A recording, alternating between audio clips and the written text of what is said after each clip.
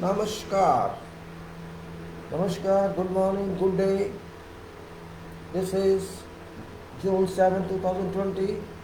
Engineer Suraj Singh speaking from Faridabad, Bharat, India, to my all friends in world who are interested in my interaction with them, my talk with them, related to COVID-19, current affairs, certainty, management, quality contracts in general. Sorry, it's Sunday, I'm disturbing you early morning. Maybe you are enjoying your sleep and dream. Keep enjoying, no problem. Life moves on, everything moves on, and if you can use this opportunity to learn something, share something, it's okay. Otherwise, time moves on, time doesn't wait for anybody. Time is such a factor which can't stay, which can't wait for someone. Therefore, your friend back to you. Time and certainty. Time or uncertainty. Time or confusion. Time or reliability. Time or you can say ambiguity. Time and volatility. Volatile. So many points can be considered in life. But one thing I remember, and you remember forever, make it a point in your mind, make it a point of order in your life, that perfection is a requirement for everything. Nature is perfect, so we should be perfect, because we are all part of nature. If we start thinking degradation of perfection, if we start thinking that no problem, some deterioration can be allowed, this concession should not be even thought of until there is some emergency. No concession to lack of perfection. In body you are living in, everybody is living in, is based on perfection. It's not based on uncertainty. It's not based on ambiguity. Ambiguity. It's not based on something, you can just try without understanding. God never does something in darkness. God first decides and does it. Somebody told me about knowledge of leadership. Well, I was happy to see how great it is, how great thought would be to talk of leadership. And leadership lies in every field. Every field. From cleaning a toilet, from cleaning a sewer line, to working as highest knowledge person, or to lead someone, some state, some nation, or whole world. Though it's 2020, it's, you can say, COVID-19 year, probably in this century, impact onto everybody. How can everyone keep isolated from its impact? Now we have to decide what about leadership here. God has sent to us. Don't take it orthodox wise or paradox wise. Whatever happens in this world, that happens because of God. There is a general understanding. We may say scientifically it doesn't mean, we may say technically it doesn't mean anything. Yes, it means nothing. Yet, at end, sun sets. and next day earth again reaches sun. That's also a fact of life. It's also a fact that there are 7 days we consider in a week, and it's also a fact that we consider that earth orbits sun in 1 year. So when there are certain facts, proven facts, we cannot say, we cannot defy what God does. So COVID-19 is a leader in this negative act. It's a leader in this act of killing people, infecting them. It's a leader. We can't run away from this. Fact remains that. Of course, it is uncertain, but it is certain. It is uncertain, but it is certain. It is ambiguous, but it is clear.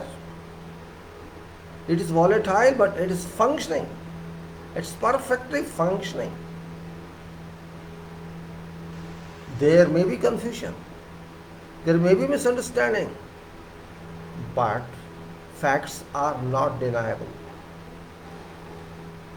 My thinking is different. Your thinking, you have to make yourself so strong. One has to make itself so strong that your school of thought should start at a point where others' school of thought ceases to work. Can you make that level of potential in yourself? And if you can make, world is yours. World is yours. Energy is within you. Priming energy is within you. You can pull more and more energy into your mind and body. It depends upon you. It doesn't depend upon someone else.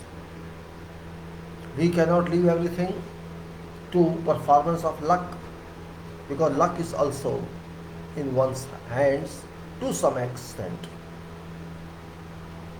All those activities which are yours, which depend on your activity, your performance, you have to do them. And if you say no, I'm not going to do that, I'm going to slave, those activities shall never move. You have to do them. So I'm saying, rather than saying uncertainty, I should say certainty. Rather than saying ambiguity, I should say clarity, explicit behavior, complete clearance, confusion-free information. And we should say, means calculated risk is fine, but ignorance risk is not fine. When we do something, it's called engineering. When we have an idea, it's not engineering, it's art. Art of drawing power from nature. I draw power from nature, that you can't understand, and you draw power from nature, I can't understand. Until there is a kind of communication in between two entities. And that communication should also be clear. There can be no ambiguity in communication. If you see some ambiguity existing there, it will lead to misunderstanding and misconstruction of what message is being transpired between two persons. We have to understand this point. I am from a field where work is done, measurable work is done. I'm not from a field where talks are made, only discussions are made, repetitive discussions are made, reiterations are made, which cannot be measured in terms of output.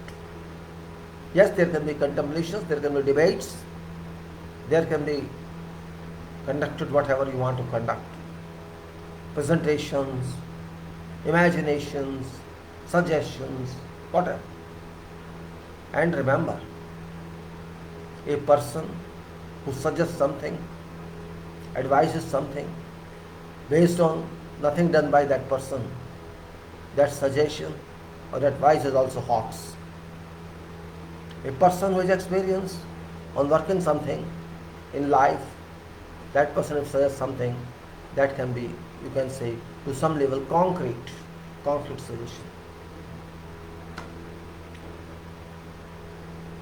Generally, people talk a lot. Generally, I'm saying, those people who talk a lot, I understand they'll do little. Because they go on talking, and talking becomes their profession. Talking means only telling others it should be done, it should be done, it should be done. When you say it should be done, it should be done, it should be done, it may be done, it may be done, it may be done, this indicates you have not done it. Because if you have done it, you should have said it is done like this. There is a change in English, a change in text of this. If I say this should be done, why don't I say this is done like this? Should be means what? This means you are not sure. This may be you are dead not sure. You should say it has to be done like this. There is a difference. Get my point, what I am saying. Everybody can speak anything. But when you do something, you know facts of life. Life is perfect if you are perfect. You have to be practical in mind. Everybody talks. I can also talk. I am talking. But I am talking based on experience. I am not talking based on hypothecations. I am not a poet, I am not a story writer. I cannot fabricate anything improvisingly. I connect each point, also disconnect each point to understand what is connection, and keep on connecting to understand what is chain. Isolation and chain. Both knowledge you must have, but that you have practical knowledge, not speaking knowledge. I got some talk yesterday from someone, and who said leadership is no position. It's no position. Yes, to some extent that person is right, no position. But one should not forget, leadership is real position. What do you mean by position? Does it mean seat? Does it mean chair? Or does it mean what? To my understanding, there is no chair involved. There is no seat involved. You have to work. It doesn't mean you have to sit in chair. That chair is only a support. The desk is only a support. Your desk is not chair or chair of some office. Your desk is not that. That is working place. That is only a working place. No chair, no seat, nothing. Your seat is inside your mind. Your seat is inside your energy. Your seat is inside your performance. What you perform. And performance means use of mind, use of energies, concentration, and getting more concentration into and more concentration, referring to requirements and working on that, carrying out job and deliver. There is no leadership actually, no leadership, because every activity is leadership. We call in world proaction. Proactivity, one person who is proactive is very important one. A person who is not proactive, who just seeks instructions or orders for everything, can never be a leader. Leader means to move forward. We say sometimes this person is chief engineer, chief manager, or whatever chief. Here in our country, we consider it the position, title. Yes, it is a title, but that title doesn't mean it is some solid. This means a reference only. A reference of division of responsibility, a reference of job description. It doesn't mean anything concrete. Chief engineer, for example, I say chief engineer, CHI, chief engineer, which you can say position number one in engineering. Imagine that, position number one. What does position number one mean? Does it mean facilities or does it mean powers or what?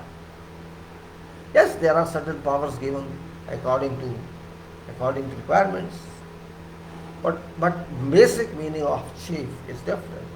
It doesn't mean power, it doesn't mean anything except that it means make decisions. Decisions made by chief is final, to be worked upon. I'm not saying final and binding, I'm saying to be worked upon. You have to work upon something. You have to decide what work should be done. There are many people to decide in some organization. Let us say engineer number 4, engineer number 3, engineer number 2, engineer number 1, and let us say engineer number 1 is chief engineer. All may decide, but they will not finally decide. They will propose, and it goes up on hierarchy, and then chief is final one to decide, and that decision is final to be worked upon, to be carried out. That decision is a product of leadership, and it should be timely, it should be calculated, it should be within limits, and it should lead others. Lead, and lead. And others are followers who follow you. So I would say, proaction is here if decision is taken, keeping in all parameters, all attributes, and all expected result related to that with foreseen application, successful application is, you can say, it's called proactive leadership. Means value of time, value of cost, value of quality. Your decision is quality based, your decision is timely, and your decision is cost effective. It should be cost effective because it's calculated one. When I say calculated one, this means all these three factors, time, cost, and quality, have been included in that decision making. Here, this activity is based on lead. That person who made the decision provided lead to this on his own based on information received from others. Based on this information and using his own knowledge, own mind, own vision, the decision is taken. And if this decision is taken in time, you can move it further. So this means there is calculations, there is no unambiguity or ambiguity. This word is a little confusing. There is no confusion actually. It is clear, it's not ambiguous. It is based on certain information, it's not uncertain. There is no violation, no, you can say volatility. It is concrete.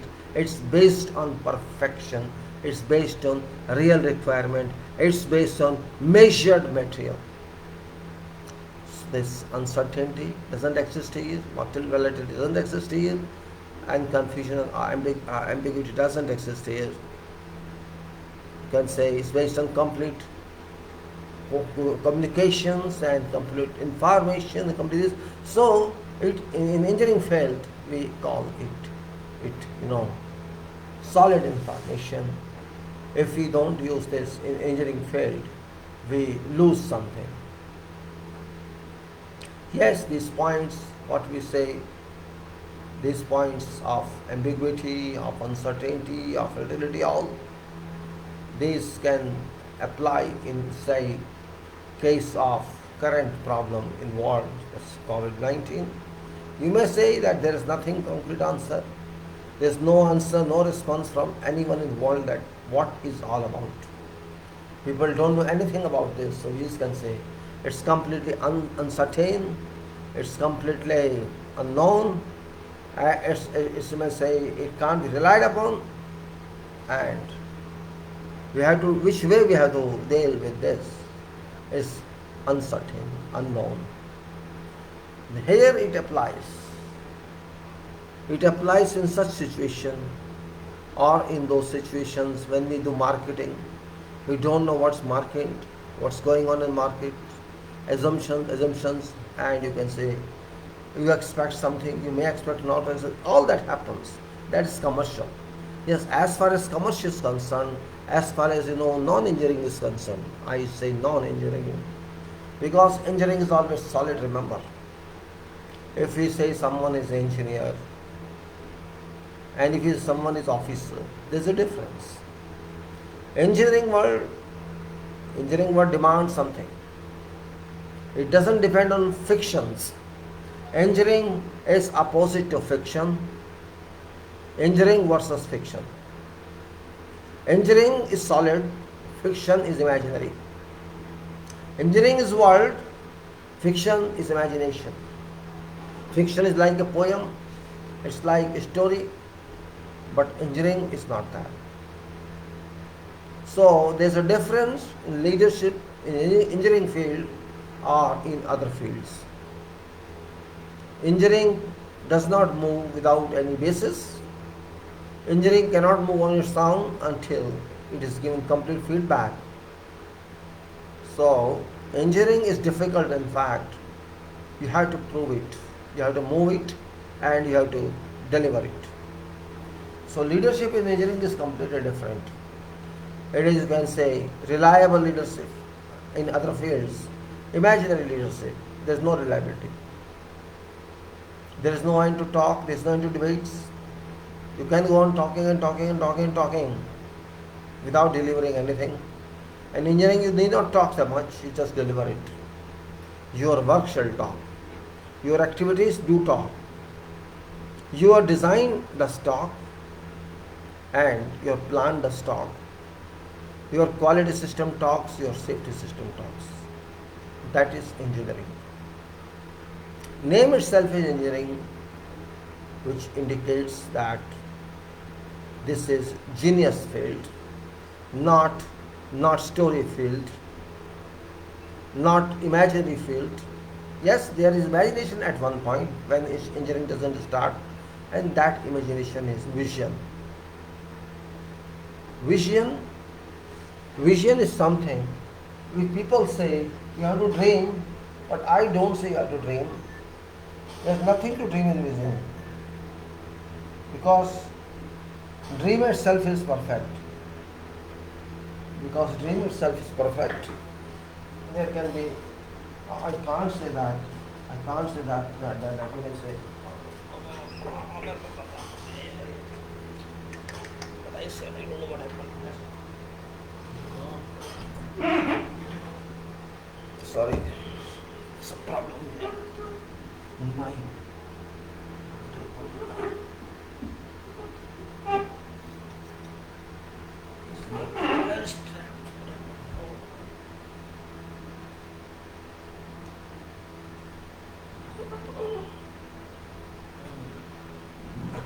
this plug was trapped in chair, so this my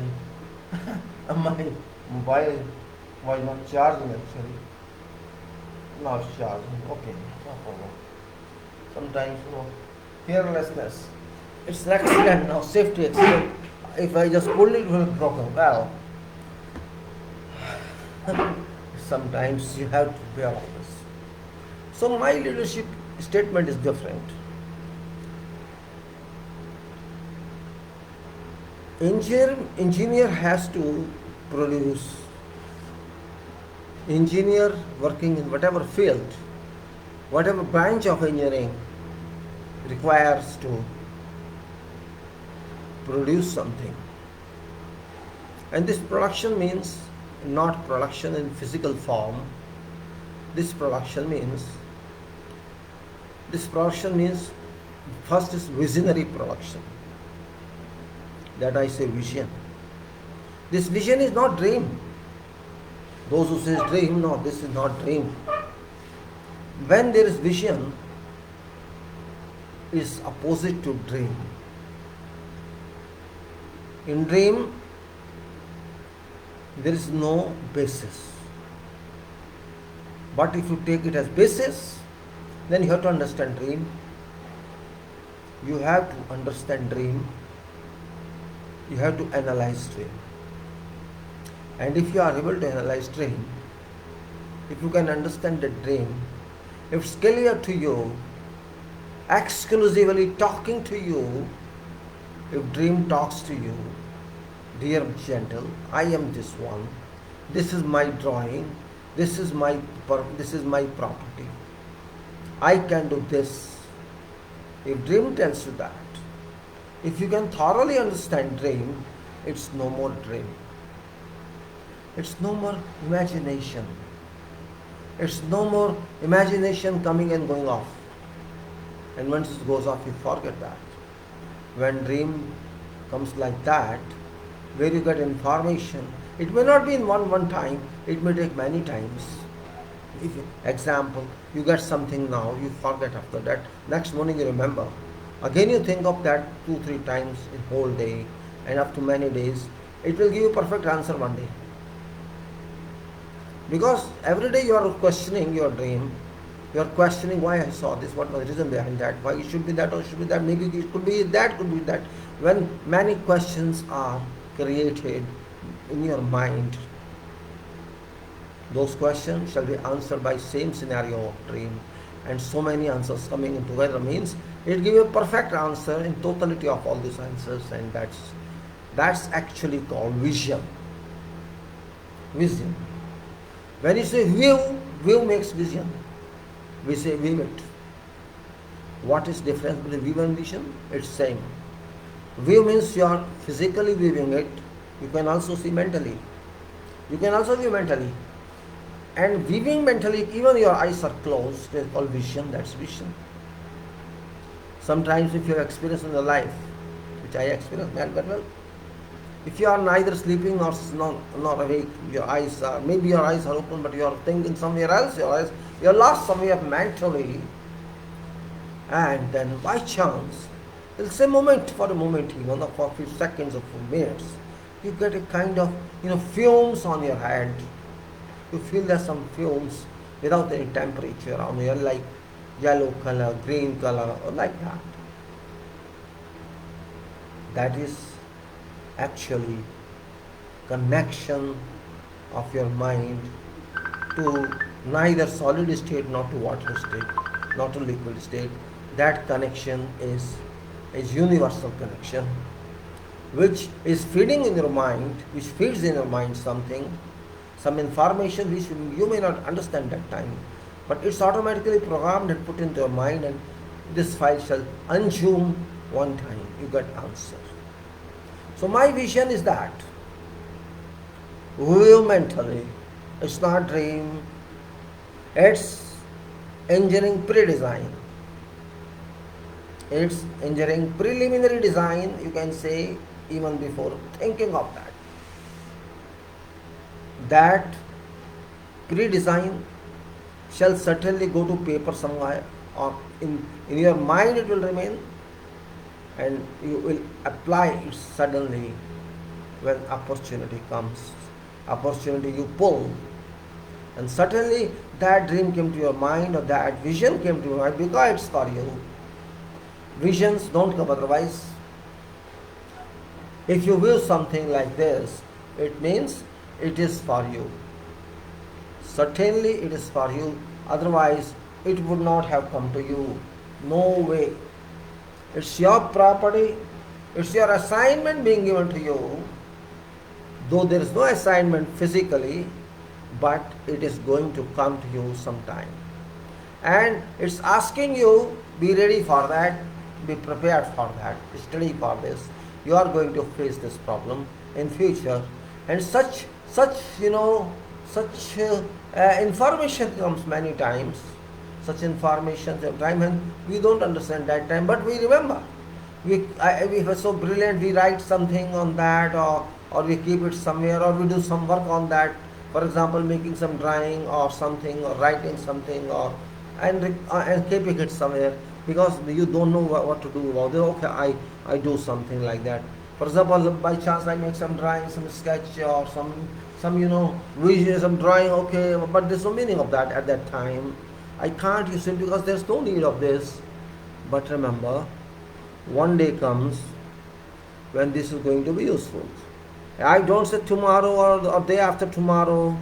It can come after months, it can come after weeks, it can come after years. But certainly that information is solid, which has been given to you, and it will be kept somewhere. And a day comes when you review it, by chance you are forced to review it. Time shall force you to review that, and that can be a part of your work. Or if not a part, is education for you. Means education is a preparation for that challenge that's going to come. This is phenomena, this is system of nature. Nature has its own style of working. It doesn't panic. It just says this is time limit. It works in that fashion. And when it elects you, that you are going to be that person who is going to be responsible for this. And every decision made for every person. Nature is a big decision maker, and it makes trillions and trillions and billions of decisions daily for everybody. That's the beauty of that assignment. You can imagine what system must be existing there. We are not seen. Of course, when I die, I have to see that. And before my birth, I might saw them. Because I'm human being, I forgot that. But your assignment you had done there. You could not procure it with you when you came, but it is for you. Everybody's assignment is there. You have to do that. You may call it vision or you may call it engineering. Engineering from universe. That is engineering from universe. Because you did it there when you are not here, you forget it. You cannot do anything in this world if you are not done there. Remember. We are a true copy here. There we are real copy. Real origin we are there. Script is there. Here we are just working on that script without knowing it. You think education that we achieve here, we earn here in universities, is that enough? You think so? Is that enough?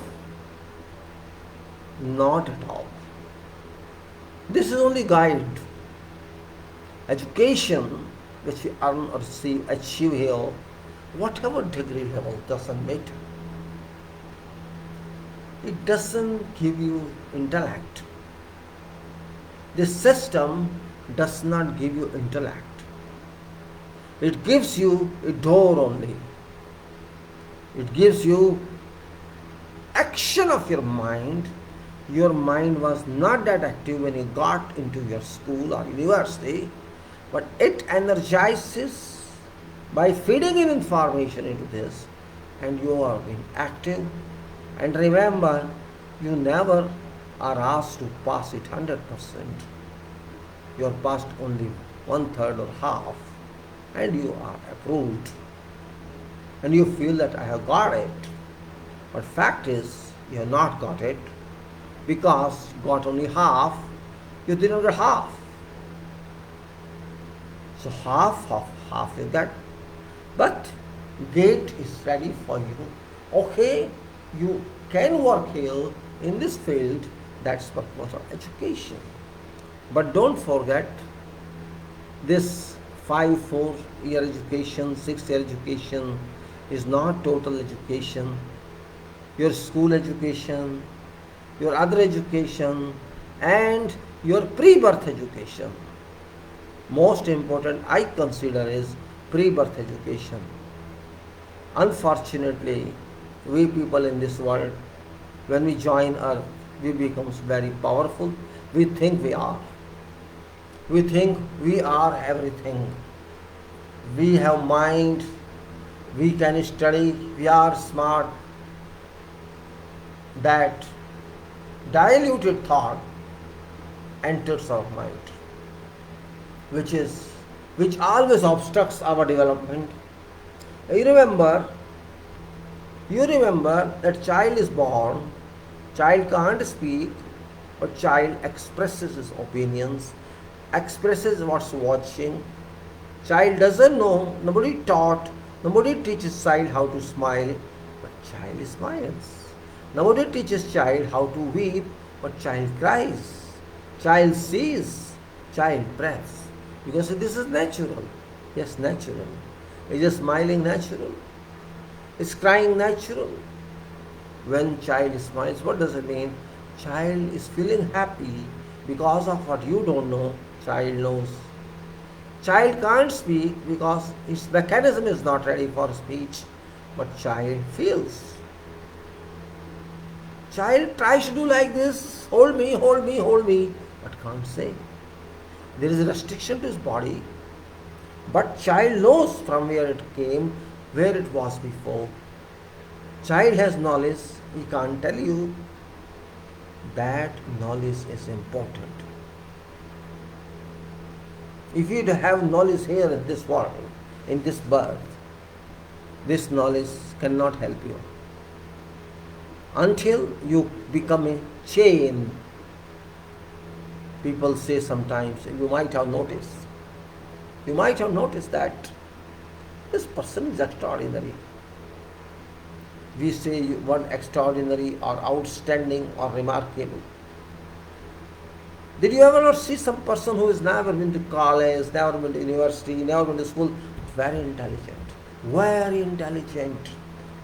brilliant mind, calculative mind, and depending which language he speaks depends on where he is born. But mathematics is very good, calculation mind is very good, though never gone to school. Of course, the style is different, means you can't expect him to be like other educated lads. He will teach me graph, but mind works. This means what? Without going to school, there have been so many people I've seen. They don't want to study. They have no stamina to study. They have no interest in studies. They may be in criminals. They have interest in crimes. But they know everything. They understand where they can be trapped, where they cannot be trapped. Person who does business without any knowledge, without any back, and he makes profits, what do you mean? That man knows everything about quantity of work, quantity of production, value of money. This means actually, in addition to educational back, academical back, practical back, we need something else. Something else. And what is that something else? That's the point we have to discover. That power we call something else other than academical education, other than practical education, or other than something we don't know. Why is that? You have to find where is that. Can you find that? It's very big question and very foolish question and very intelligent question. All three these are.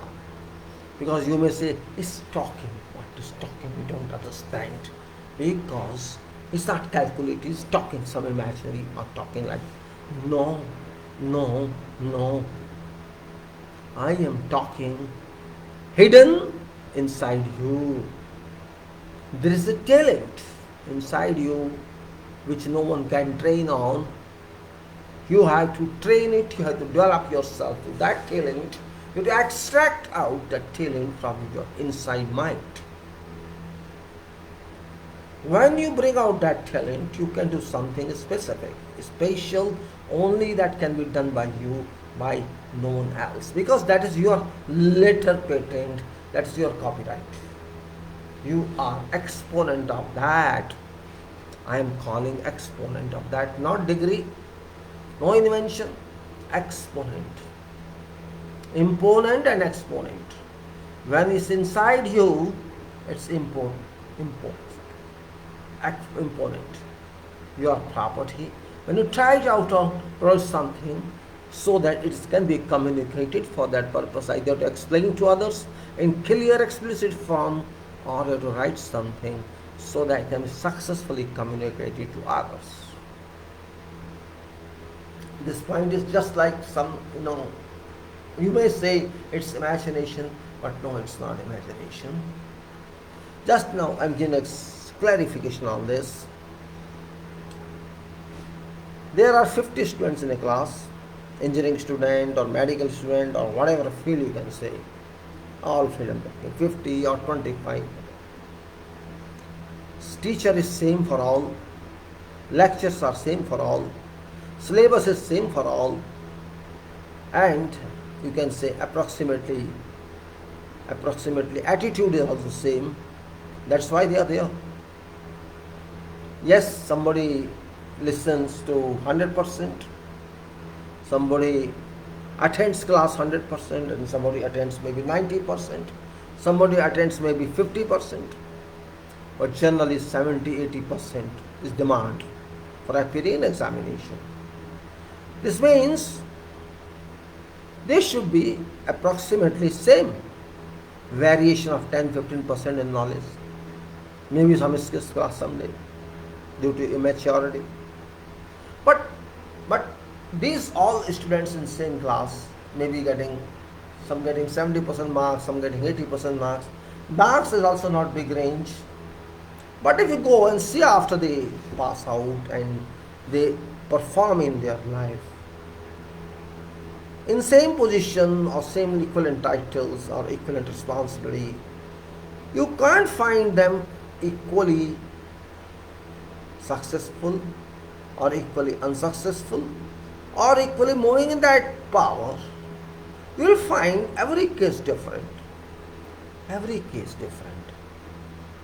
Why? When you have uniform education, when you have same teachers, you have approximately same attendances, means you are not sleeping, you do not sleep during your education, then why this difference exists in field that one does nothing and one reaches at top? Everybody likes to work, everybody wants to have name, but one understands and one does not understand. There may be, but syllabus is same, examination is same, everything is same. In field when you go, why you find difference? There is a point. That difference you have to discover what is that. And that difference is your personality. Personality, I do not mean to say your clothing or your skin color or your diplomacy. No, I am not saying that. I am talking for work. There is no question of diplomacy in work. You have to do it. There can be difference in soul power, there can be difference in spiritual power, there can be difference in something else of background, someone. One is interested in job and one doesn't give a job. There can be any reason. But those reasons are mundane reasons. Reasons for this world, which is called mundane world. M-U-N-D-A-N-E, mundane. Which means when you are living physically on earth, you are mundane. That point, mundane world, brings a change. Why audio is not there, why video is not there, why it's like that, I don't understand. It's saying video 00 bps, audio 5.2 kbps, now video 17.9. I think there's some disturbance in video and audio. So maybe there's some disturbance on my video you find sometimes. Maybe voice not clear, maybe you're not fluctuating. At that time it was 0. Well, no, what I'm saying, you have to discover that difference, that inequality between two or among all. That point is very important. That point is exclusively personal, private, capacity of one in soul system, capacity on one in brain power. After education is done, you can't remain in that scale. That time you are in school and colleges, Your mind was just set there. But now you are in open field. Your mind is not constrained by something. You acquire more and more knowledge. You do more and more. Maybe your energy is more, you want to do more. Other guy doesn't want to do more. Other guy is lazy, wants to sleep because he don't have that much stamina in this. It depends on your determination also. Somebody is determined, somebody is not determined. Here we find completely different. Here gold medal doesn't work, silver medal doesn't work, first class first doesn't work, your distinction doesn't work. What works is your hunger for work, your hunger for performance. If you are hungry, you shall perform. If you are thirsty, you shall perform. That is difference here. Because it's your previous record, possibly you have to fulfill now. You have to fulfill your previous records, means your last records which you left somewhere else, and those records you have to do now. That's where I say leadership, when I come back to that discussion, does not require that. People say luck gives everything. It's only luck that gives you that. I agree with that. I agree. But luck and backing of luck are different. Fortune and backing of fortune are different. Those who say, I have seen many people, to be very frankly, I have seen many people. They are good worshipper of God. They trust in God. You should trust. But only trust is hawks. If you just have a trust and say, yes, I have trust,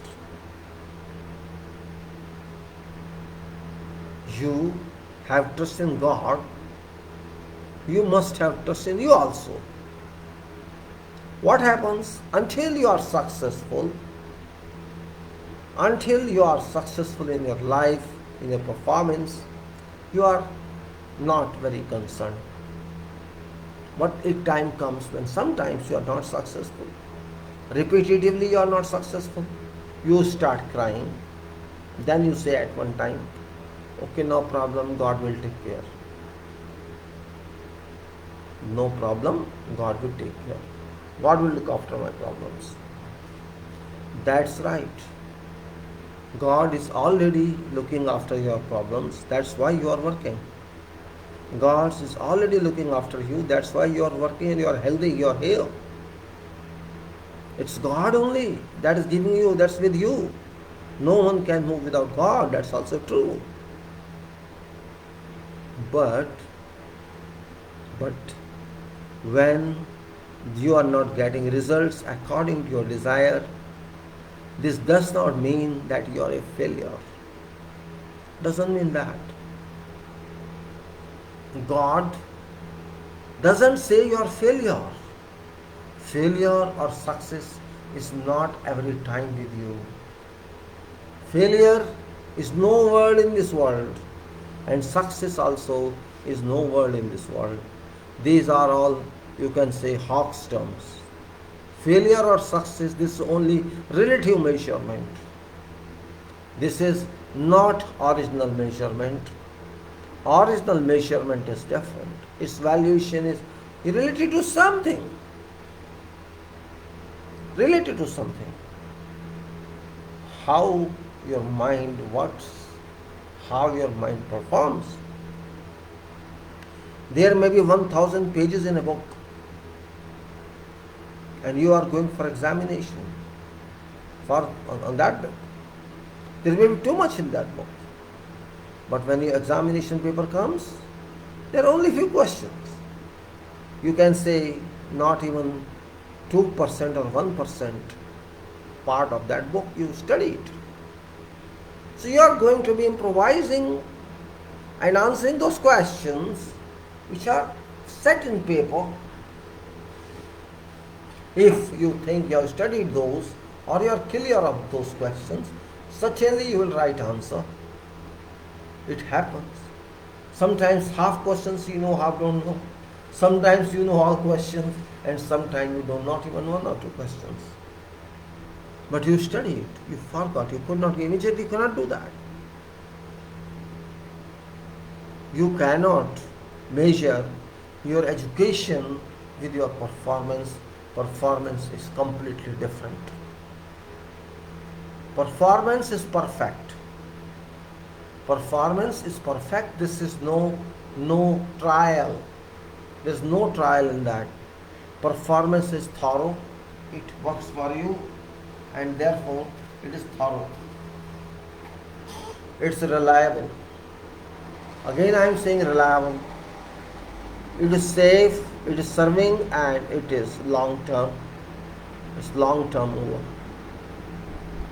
So my definition of engineering leadership is very powerful. You have to be sure. You have to take responsibility. You have to give responsibility. You have to depend upon their work, what they do, but not blindly, eyes open, not blindly. Blind responsibility means you are losing your responsibility, you are not working. What happens? You are senior, they are junior. You have given responsibility to them, okay? You explain to them also, but communication is not perfect. Even if you give in writing something to do, that writing is useful only when someone reads it. And that writing is no meaning if somebody files it. And somebody reads it and then files it, okay, I know it. And by the time that person works, 60% or 70% information he knows. This means there is some lapse somewhere. You cannot take it as uncertain, you cannot take it as, you can say, volatile, or you cannot take this as this is ambiguous. Nothing as such. You did everything. You make sure, and you made sure. You gave in writing, you explained to that person. But that person is not receptive of everything. This is, you have to be there to act as policeman if that person doesn't do it. Or if there is a mistake, you have to stand and tell him it's wrong, do it like this. This means delegation of job is also not easy. But you have to, no other way. This means that person must be like you, serious. Yes, one should be serious. It's question of work. It's not question of imagination. We work, money is involved, material is involved, time is involved, quality is involved, reputation is involved. So, this means you have to be attentive to job, you have to be serious in job, you can't take things for granted, you can't take everyone for granted. You have to be with them, for them, to supervise them, to surveillance them. No one can be taken for chance. I cannot leave myself to chance. I cannot sit at home and imagine, okay, he may be doing everything okay. Because I know in my profession, huge funds are invested on every activity. And I also know that because my product is not ready-made, it's not available freely and saleable in market, you have to produce it, you have to manufacture it. There's a difference. There's a difference in this. If you are using a product which is already made, delivered to you, ready-made, delivered to you just to perform, means you have to test it, you have to install it, and you have to perform it. That is installation engineering. It's completely different. Here criteria is different. Here activity is not dominated. Here already it is done. So it was done in workshop, or it was done somewhere in factory or in industry. There manufacturing problem arrives. There's question of uncertainty or certainty arrives. For me, all these points are baseless. In my profession, in engineering profession, in construction, in designs, one has to be serious. Serious, certain, set, confident, clear in every approach. I cannot work based on chance. If I decide I have to do this, means I have to do this. Plan, do, check and act. Annex SL4, ISO 9001-2015. These 10 points in that, based on quality, shoot. If you have to shoot quality, so that quality appears, these 10 points given in that, and PDCA, plan, do, check, act, are all opposite to what we are talking of: volatility, uncertainty, ambiguity and all that.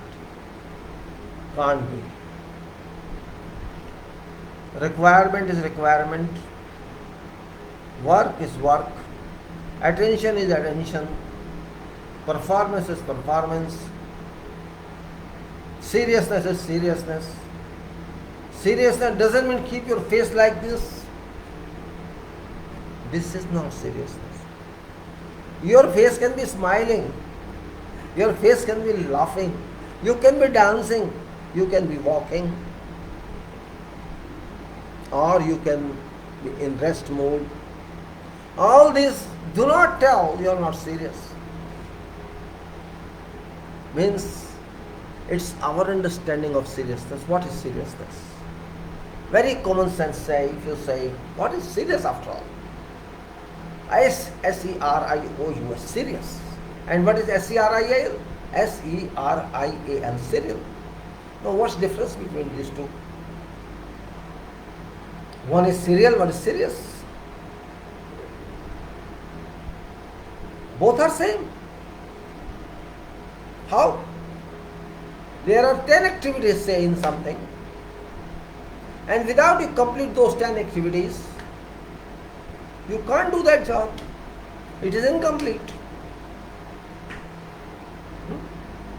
If you are cooking tea, for example, you have 3 or 4, 5 activities in that: water, sugar, tea leaf, milk, boiling, filtering. How many activities are there? How many? And then putting gas on. If it's electric kettle, put electric kettle on. How many activities are involved? Now, if you just miss one of them or two of them, can you get that tea which you planned for, which you wanted to do for? No, you won't get it. So you have to complete all these activities in sequence required. Then you can get tea. What do you call it? If you just do one activity or two activities, leave it, shall you get tea? You will not get tea. You will not get tea by doing one more activity. This means if you want to drink tea, you have to complete all those activities. And completion of all those activities according to plan, according to time, according to state in every serial, is all serials attempted, done, equal seriousness or state of being serious. So seriousness doesn't mean you should be crash face, rough face, serious. Oh, no, I'm very serious. I am very serious. You can say like that. Oh, hello, how are you? I am serious. How are you? You are serious or not serious? Daily we ask someone, how do you do? You say, thank you, fine, I am fine, very good. Why don't you ask someone? Are you serious today? Can you ask someone? You cannot ask. No. Good morning, good morning, good morning, good day, good day, good day. All we ask that. And even if you are not good, you say good. When you say good, you are good. I get many calls sometimes in days just COVID-19. How are you? Kaise hain aap? How are you? This and that. Same question. Are you okay? Yes, I am okay, you have to say. But fact remains you are not okay. Lakhs people have died and lakhs are going to die. How can you feel okay? You are not in good environment. Everywhere there is a friend corona and everybody is scared of it.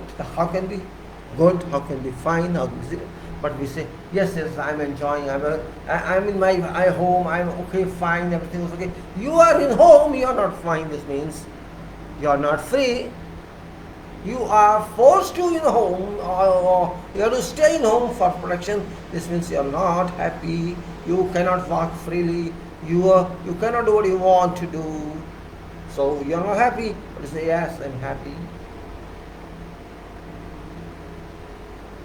That's what I say. That's what I say. We should keep all these points into our mind. And that's why I say, if somebody's mind operates, if you train your mind to operate properly, you make good gains. You gain mind, more mind, more mind. If you compare your mind after 20 years of your education, you will find a big change. Big change. It's not because of education, it's because of your performance, from practice, from your character building, from your ethics building, all that. Some people are dishonest. They don't trust themselves, Some people are dishonest. They can't trust themselves because their nature is dishonest. Some people lie always. You cannot trust them and they cannot trust themselves because they know they lie. And those people can never be trustworthy. How much they may say about them, how much they promise about something, you cannot trust them. Because a person who can lie, who trusts in lie, who doesn't believe in any commitment because he can lie, he is definitely to answer you and convince you that there was a problem and it's not my fault, it was circumstantial fault that this work could not be done. And that person becomes habitual of that. That person becomes habitual of that habit, that dirty habit of lying. And that habit leads him to nowhere except to befool others. And also, that man can lead you to nowhere except keeping you in dark all the time. And he gets so much communication power. Every time he meets you or talks to you, he can successfully explain to you that this was not my fault. This I'll do it again. He'll say same thing again.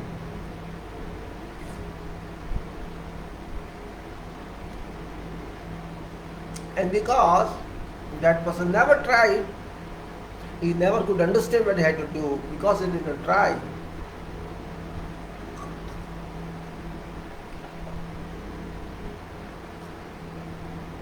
And if that person did not try, he may be dealing with 4 or 5 persons every day, 6 persons, 7 persons. He would say same thing to same person, all persons. And at that when he does something, he will ask you actually what I have to do.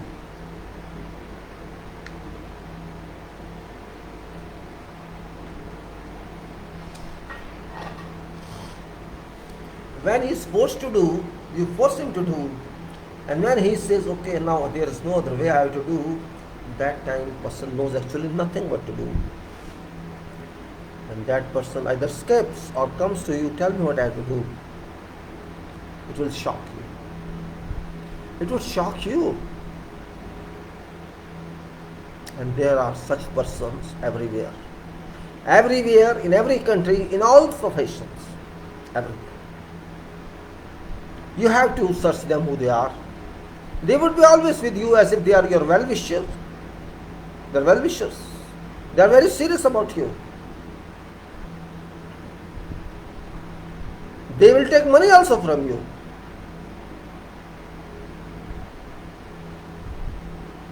Leadership has to find such persons. Leadership has to pinpoint such people. Who are they? But it happens because those are very nice people in befooling everybody. They will be so polite, talking to you as if they are only well-wisher for you. You can rely upon them 200%, 300% with guarantee, because these people are very good actors, very good orators. These people can speak you in such a way, speak to you in such a way, you cannot disbelieve them. And those who people do for you, they don't speak well to you, they can't explain to you well, but they do it. You say these are second class, that person talks a lot, he assures, that's irrelevant. It is where you have to decide leadership, what leader you are. If you cannot analyze others' nature,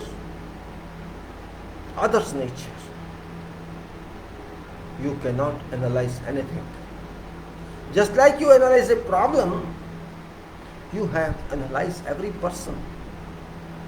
A good leader is that who makes his own team based on analysis of every person. Of course, capability is first point. Capability is first point. Trust is one point. Faith is one point.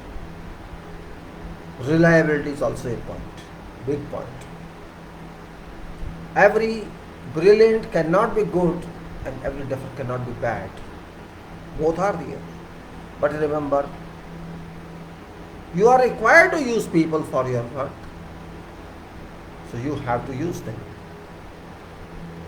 You cannot say everybody is bad.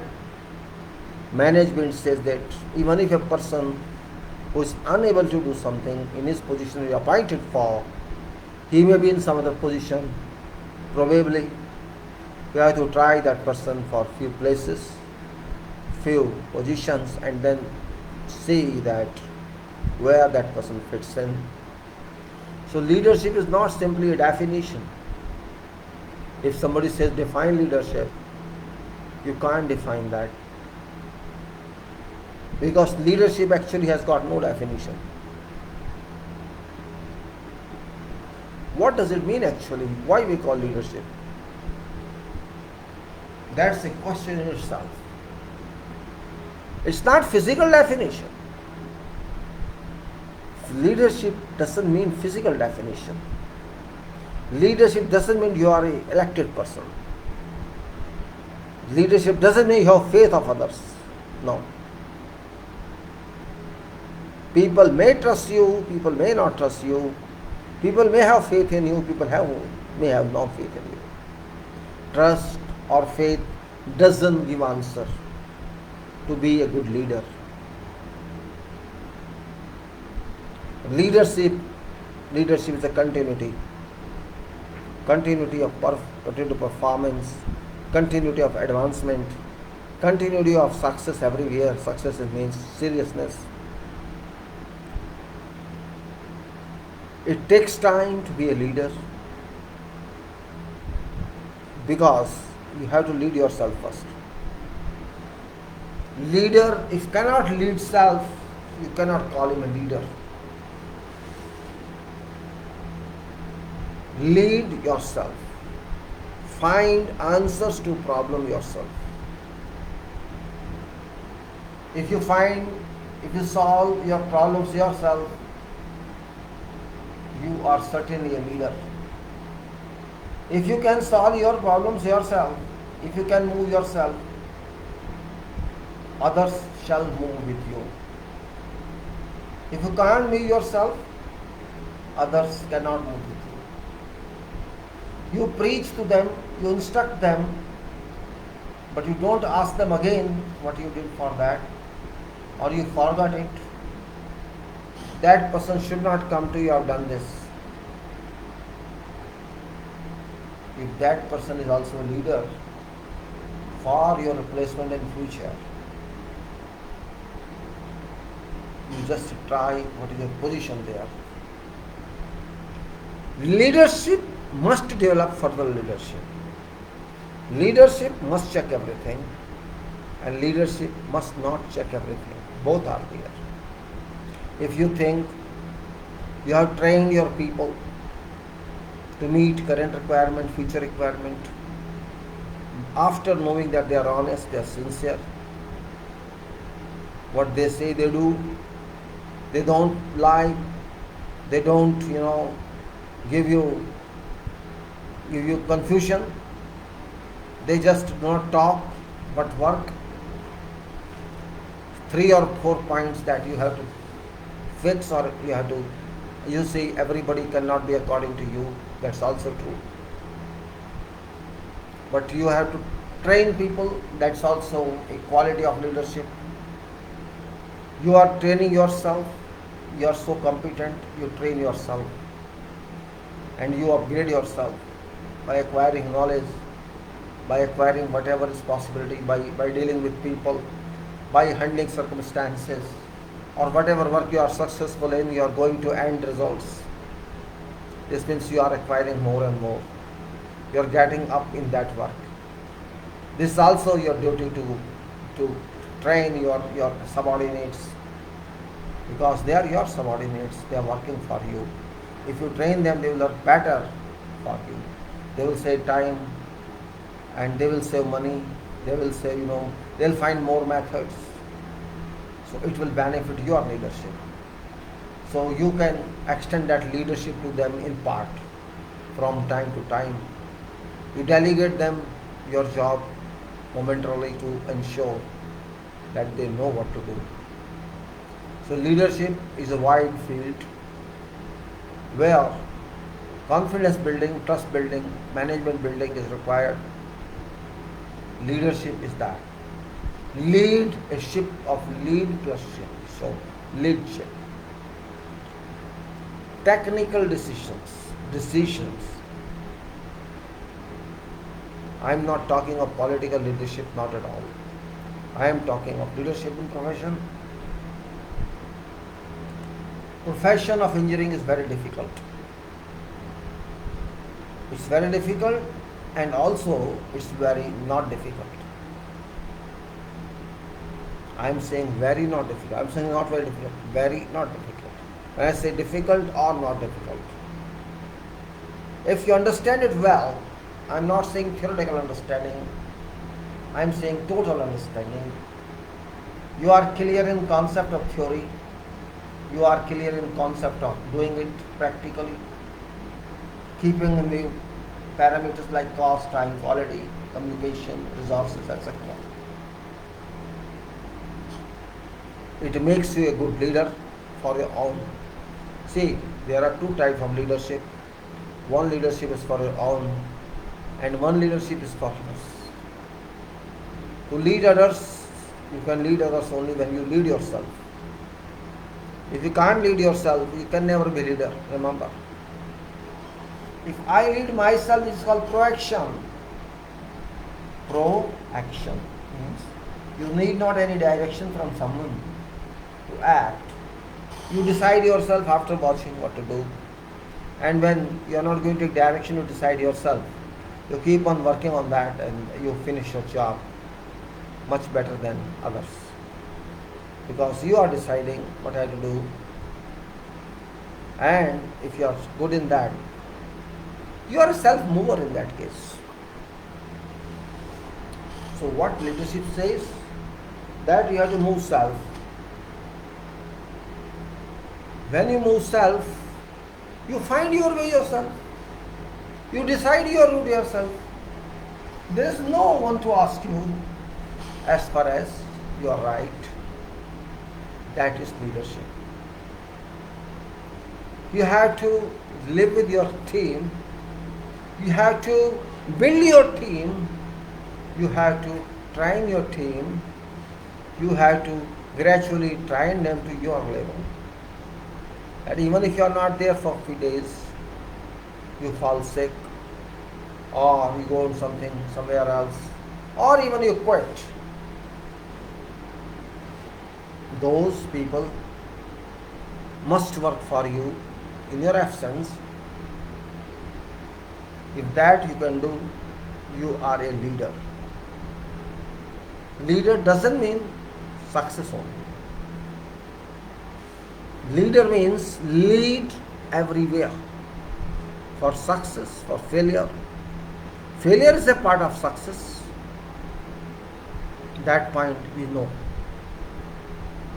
So my definition of leadership is completely different.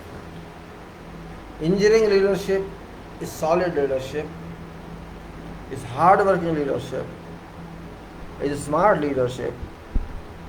Engineering leadership is entirely different than other fields. Political leadership is dilute always. Political leadership is just to survive in chair all over the world. And when you are on top, say you are chairman, you are managing director of some company, or you are in that position, which position you may not find easily in market again. So you also change your ethics, you also change your something, because you also want to survive in that chair. So there your development can stop. There your leadership development can stop, because you are constrained by certain factors which do not amount to leadership quality.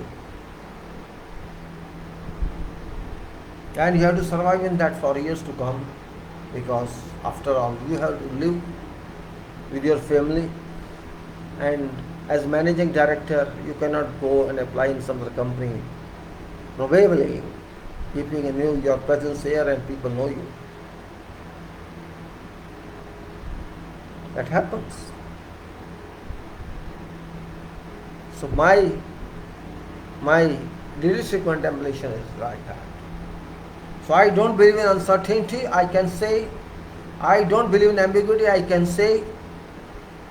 I want everything fixed before it is done.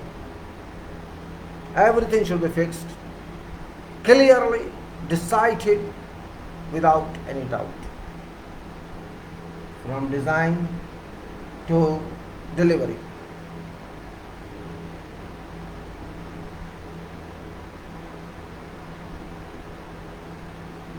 This is my explanation about leadership. It's completely different. I am a construction person, I am a design person. And I have been in field you cannot say extensively, but to some extent I know how work is done. We do solid work on sites. We do work that can be used for coming decades, hundreds of years. We do work that is not to be demolished tomorrow. We do work which consumes materials, huge materials, big quantity of materials. We don't work in a field where talks are done only. We don't work in judiciary where talks are done, evidences are done. We are not advocates or judges. We are not chartered accountants, and we are not. We are people who produce something. Who produce something by working day and night. And of course, when there is a problem, everyone is out also. So this is what I want to tell about leadership. And this leadership is required now. It's COVID era. Leadership is required now. Very much. And it's not available, unfortunately, in any field. In field of science, in field of engineering, in field of, you can say, politics. It's not available in any field, unfortunately.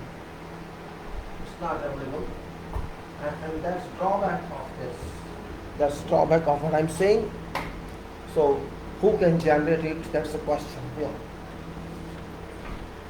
COVID-19 is nothing new now. It's general, very much general. It's still challenging everybody. It's not telling its fact. And people are not clear about this. It's rising everywhere. Even now, we are same. We're not same as even our country was 2 months back. We are also leading in infections, and whole world is in opening mood. People are opening, example, they are not confident. They are doing all, they are not confident. Confidence level is 0. So it means there is no perfect work done. This means if nature likes, it can do what it wants. If nature likes, it can go to whatever extent it wants. Means nature is above us. We all know.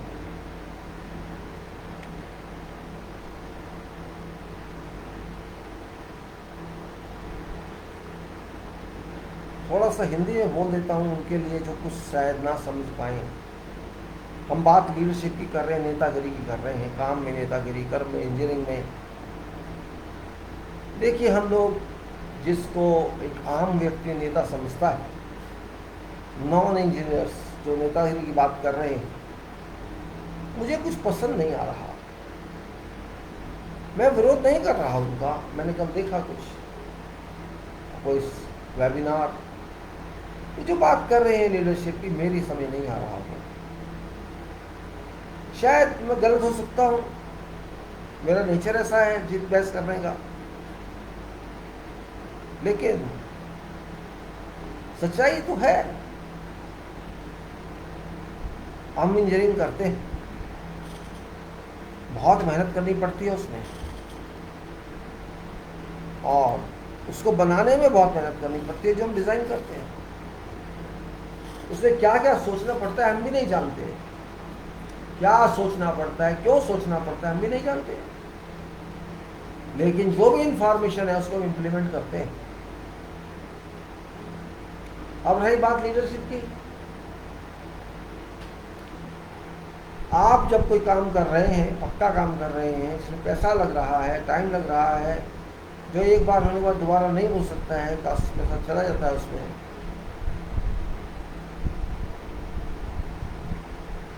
क्या वो बात जो हम करना चाहते हैं और कहें कि आप कोई बात नहीं, पूरा नहीं हुआ तो करिए, क्योंकि उनको करना है, उनको टाइम बचाना है। टाइम में समझता नहीं है, लेकिन उनको बचाना है।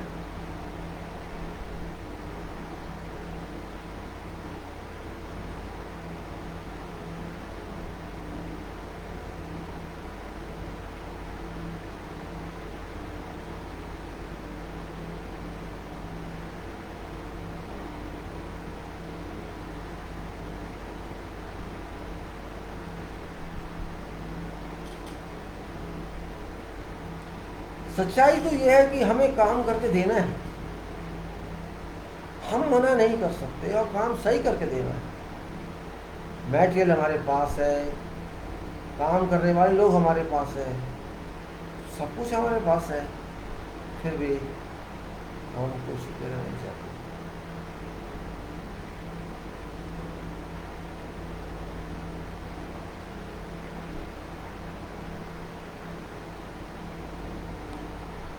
मैटेरियल भी हमको यूज़ कर रहे हैं, ह्यूमन रिसोर्सेज भी यूज़ कर रहे हैं, टेक्नोलॉजी भी यूज़ कर रही है, दूसरी कंट्री को भी इस्तेमाल कर रहे हैं, यूज़ कर रहे हैं। फिर हम चाहते क्या है?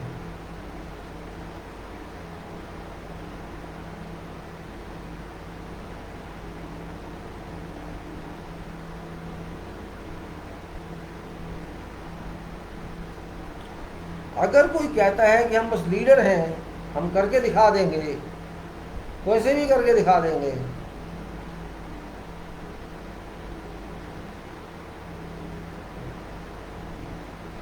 हम एक्सपर्ट हैं अपने काम में, हम सब जानते हैं।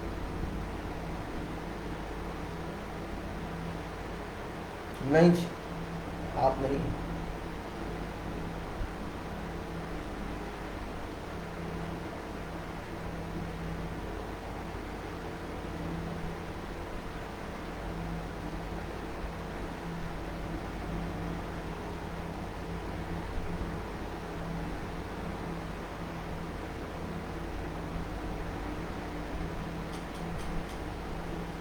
सोचना पड़ता है हमें आगे कैसे जाना है।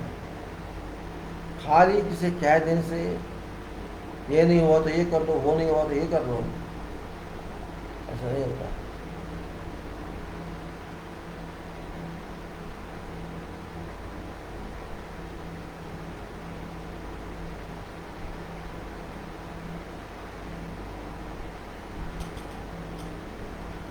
इसलिए थोड़ा सा चेंज करना चाहिए अपने आप को। हर एक की बातों में मत आइए। याद रखिए, अगर आपने फैसले गलत ले लिए, नहीं समझ के लिए, आपका काम गलत हो जाएगा। आप चाहे डिज़ाइन कर रहे हैं या साइट पे काम कर रहे हो, काम को काम, गलती करने के बाद उसको ठीक नहीं कर सकते आप।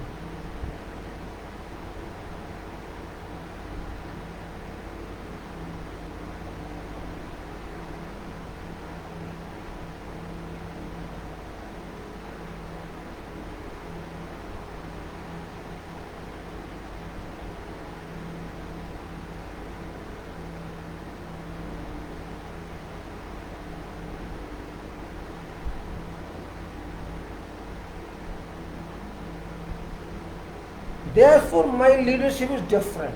It's based on facts, facts and facts, certainty, complete clear answer, complete clear scheme, no deficiency, everything clarified, every answer is ready. मैं वो कुछ चाहता हूँ, सब साफ हो, सब क्लियर हो, कोई उसमें कोई चीज ना हो, हमें पता हो हमें क्या करना है। वो है लीडरशिप।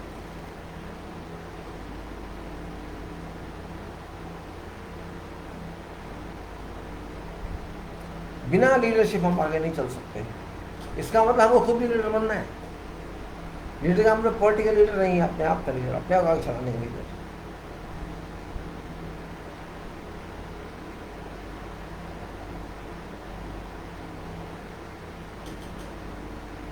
थोड़ा सा बात समझ लीजिए। हो सकता है आप नए हो, आपको समझ नहीं आई ये बात। कमर्शियल लीडरशिप अलग चीज है, हम कमर्शियल की बात नहीं कर रहे हैं।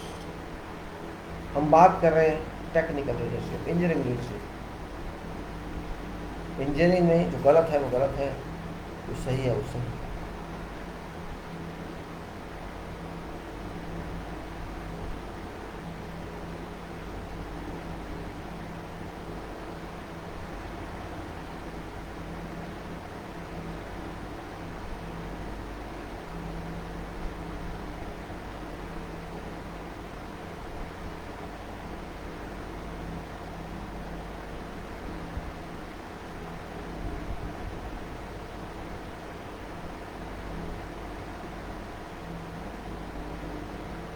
Now let's move forward.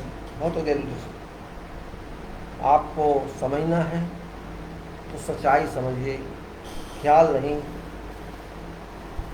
क्योंकि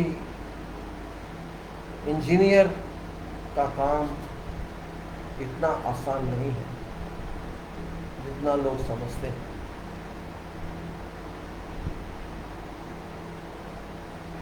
मैंने दुकान देखा, एक कंस्ट्रक्शन देखी। I saw one construction and I was disappointed. I'm very disappointed, private and public both, contractors.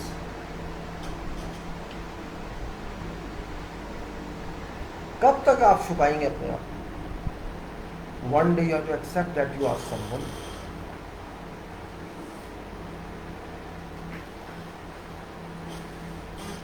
Engineering is a conception that should be correct. And somebody passes engineering doesn't mean one has become an engineer. Remember, Passing engineering in non-formal education or formal education both, passing is only a phase of engineering. Real phase lies somewhere else. When you work in field, you are not a normal person. You are like, you can say, like industrial worker who work field in physical mode. You are that. You have to produce. You have to produce from natural available materials to designed materials. It's a great role. It's a great role in a sense. This is an engineering field, civil particularly, which does not receive any feedback from industry, which has no direct relation from industry as far as work is concerned. It has no relation, because engineering construction or construction engineering in itself is an industry of manufacturing, where no manufacturing unit is available, but you have to manufacture your work material. You have to manufacture according to design, according to requirements, according to specifications. You have to measure. It's manufacturing my workmanship. It is manufacturing quality control. It is manufacturing, art. It is manufacturing efficiency. It is manufacturing controls of every technical requirement. You think it is easy? You think it is easy? Then you are wrong. It is not installation. It is not installation.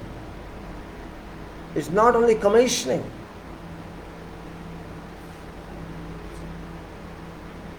You have to devote yourself. You have to devote yourself as engineer on production in a very responsible way. Very responsible way. Where no lack of supervision, where no lack of concentration, work.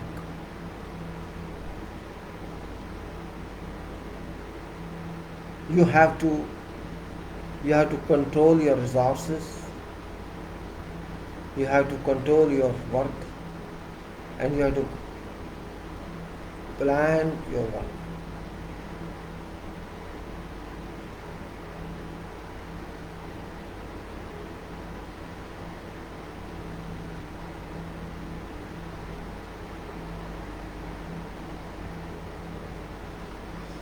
Sometimes I was surprised when I joined Skilled.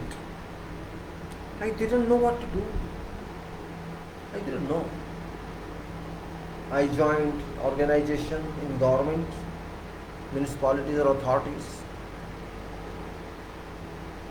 and I had different kind of work. Means they call it supervision or control over contracting company, as supervisor or as consultant. But I didn't find anything there. I didn't find any kind of control there. Practically speaking, there were no controls. They were just depending on contractors, our engineers from my department.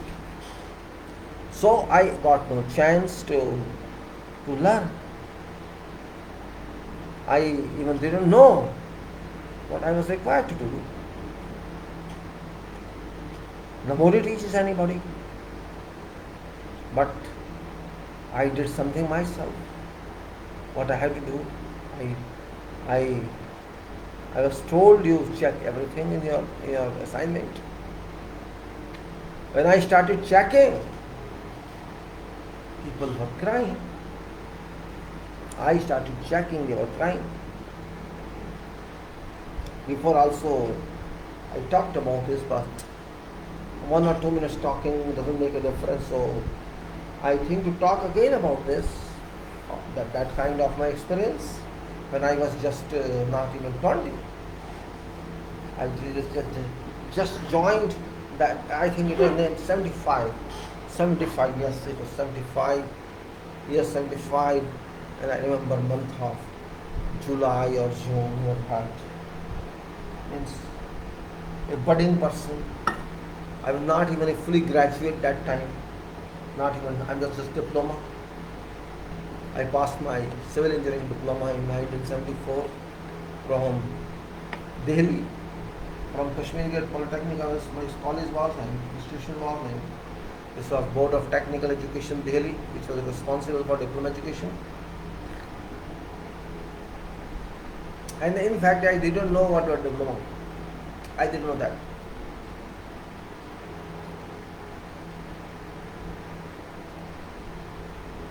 When I passed my school, I did not know what I would do.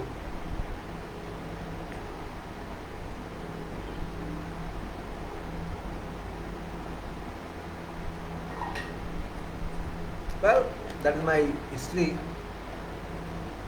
When joined the organization, government organization, state organization, I was appointed junior engineer, and I was. We knew that job of junior engineer is to handle contractors. Because I was not very much qualified or educated, so I could not join office work because I was not engineer fully qualified. I was half qualified. So there was no question to go to planning or to go to designs. No question. I was a layman, you can say, illiterate engineer, you can say. I joined my senior. There was a project, it was housing construction. I think it was about 180 houses are being constructed there, and ordinary structure based on walling, brick walling. And there were many more like me on that project. My senior assigned me, you take this plumbing work of this project and supervise.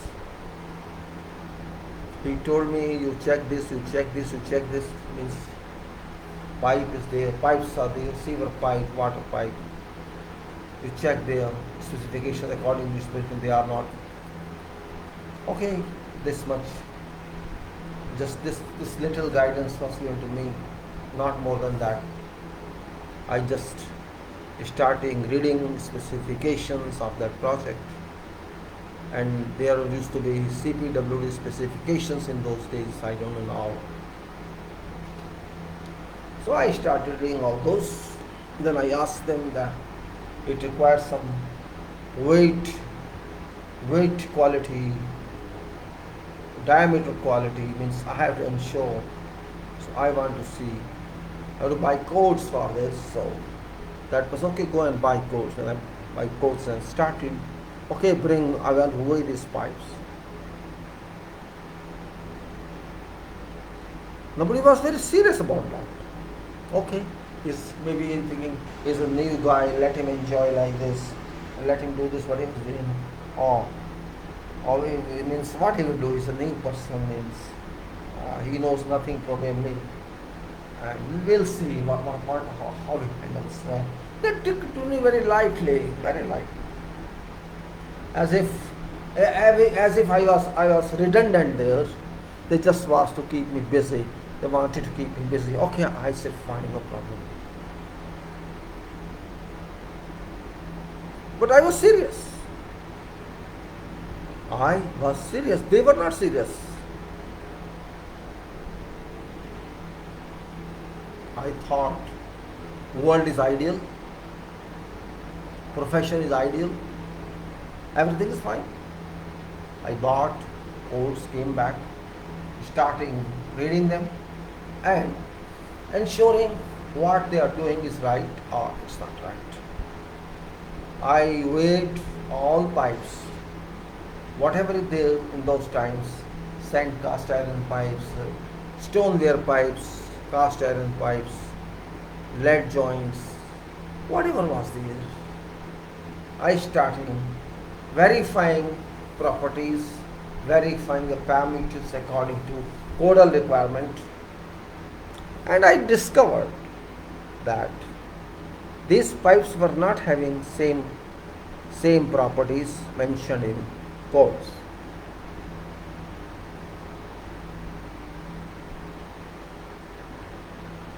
I could not understand what to do. Means these pipes are not matching requirements, so they should be rejected.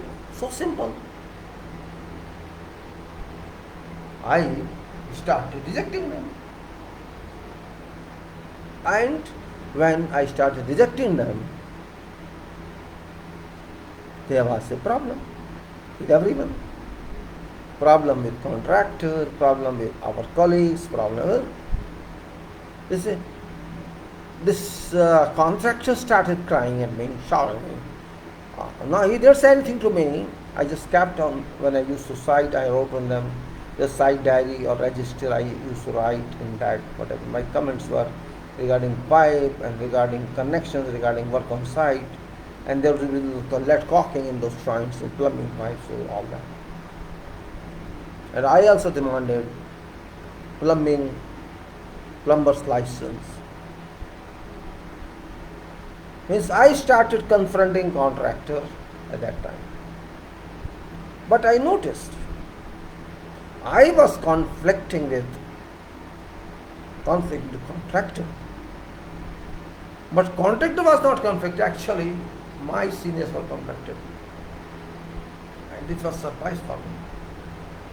These people, contractor, didn't say anything to me. These went to my senior and starting calling them. He is asking for license. I am graduate engineer. I am this and that. He is a graduate engineer. He is asking me license. But I was serious. I'm just trying to say, I'm trying to tell you what's the meaning of seriousness here. I was serious. I was not ambiguous. I was certain. I was volatile. I was fixed in my approach because it is engineering. If you're right, you're going to pay for this should be weight, this should be weight. That's all. This should be thickness, this should be thickness. Why do you write on paper? If you are not going to do that, why do you write on paper? Whom you are cheating? You are cheating to contractor, you are cheating engineer, you are cheating department, you are cheating nation, or whom you are cheating. Why do you write this then if you cannot do it? My innocent point was that. I didn't know law at that time. I didn't know what can be accepted. Code says this. I want this. I was rigid at that point. I want license. I want that. This became a bomb point on site. Those who were considering me stupid, one point, started coming to me and talking about this and that and this and that and this and that. And telling me something, you can do that, you can do this. At one point, when my senior asked me, you tell me from where to buy this pipe. He says this is not available in market. My senior said, contractor says, these pipes are not available in market. So you tell him from where to buy. Again, I was confused. Why my senior is opposing me?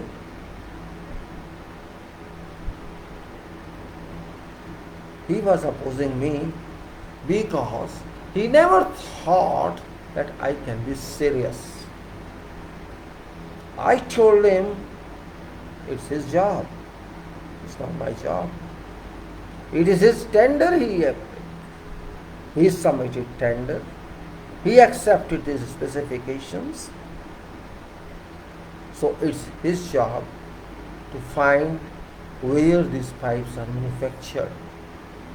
And if he cannot find them, that these pipes are not manufactured, why did he not tell before closing his bid?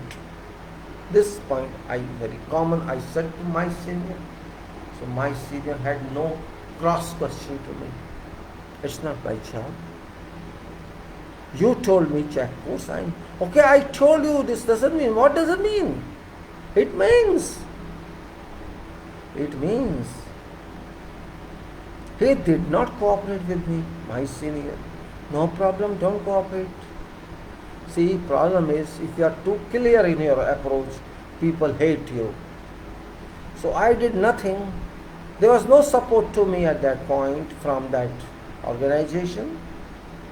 I just entered all measurements of work done by that person, and I entered also a certificate that all work he has done is not according to CPWD specifications, and I will sign that. Nobody knew this until bill was to go to the when bill was this measurement you have the right pick that. At that point of billing came to me. Come on, he called me. What you have written? What you have written this? I have written this work has not been done according to CPW specification. But who told you write this? Who would tell me? I myself wrote. I have to give certificate that work has been done according to specifications. I would certify that only if work is done according to specifications. And if work is not done according to specifications, I would say work has not been done according to specifications. What's wrong with that? No, it can be done like this. How it can be done? If work has not been done according, what should I write? Tell me. No, and this and this. And who told you? Tell me that. Bring that person to me. Who would tell me? Who would tell me? You tell me what should I have written. You should have asked me. I don't know. However, I was unrequired person there actually. And I was stumped out from there and kicked out. Kicked out to some other site, to some other senior. So, seriousness is sometimes very serious problem. Seriousness is sometimes, it's drastic, you can say. Means people actually do not like seriousness, but say you be serious. Means you show to people you are very good, you are honest, you are having ethics, and do all kind of corruption behind that. My simple point is, we are paying you, do my job, that's it. My purpose is that. I am a supervisor, say. I am going to supervise your job. Supervision means I have to ensure, because it's material contract also, it's not simply labor contract. Labor rate is not there, it's material plus labor. You are a package contractor or item rate contractor. I have to ensure whatever item you do on site should be according to contract. That's why I want to make something. I'm not interested in anything else. But I notice these other colleagues of their items, they were busy in making bills for that contractor, sitting in his office, drinking coffee, tea and eating food there, and of course maybe getting something I can't say. They must be getting something there. That's why they were interested sitting in the office to do billing. I don't mind that, it's up to them. It's their character, their oil. So why do you show to the world that you are an ethical person? Truly speaking, I am talking of 1976, 75 I think, yes 75. That was not that bad time, corruption was not at that level. If in those days people were not serious, how can you say now people will be serious? When we will define leadership and we will say uncertainty and we will say ambiguity and we say volatility.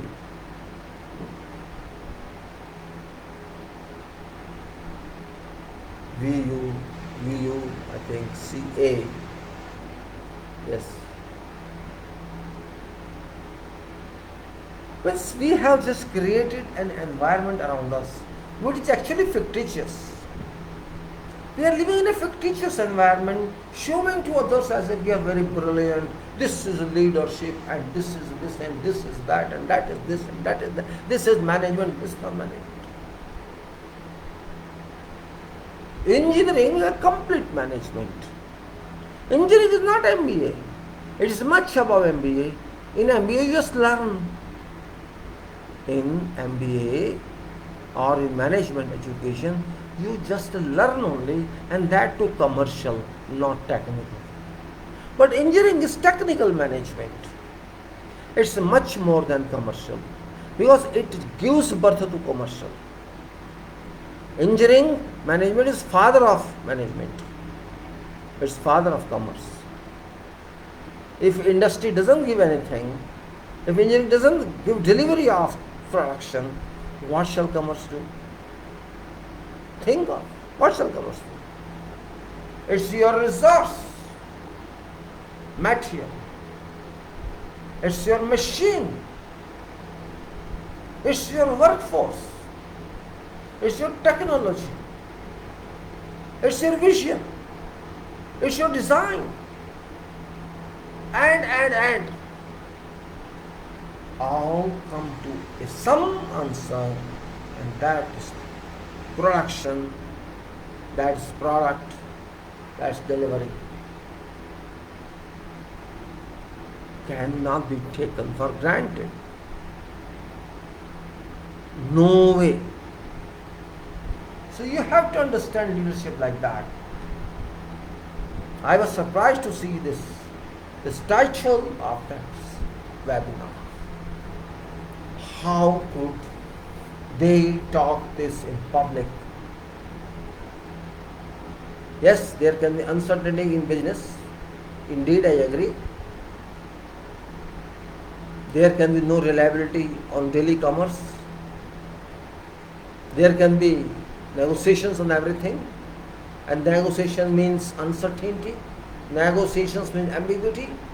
You negotiate everything for a cause.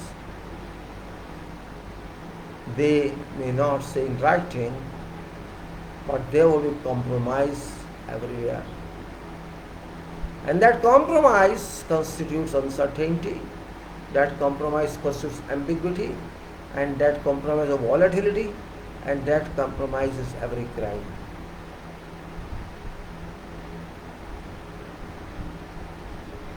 Fact is that.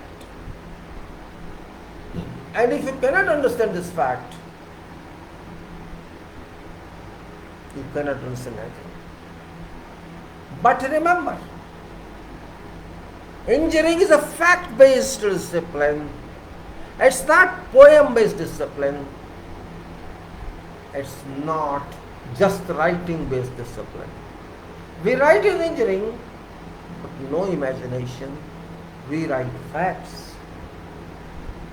Even if we write method statement for something to be done, we write thinking on base here.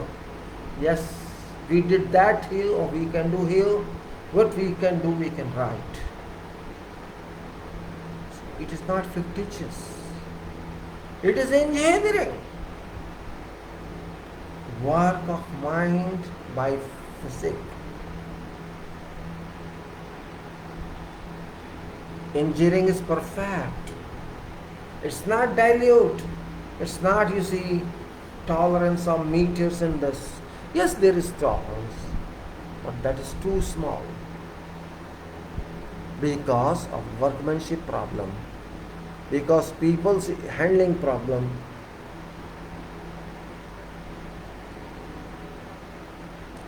airplane is not devised perfectly and manufactured perfectly. Can it drive? Can it fly? This means if you are people and interesting to upgrade this policy, I think you waste your time.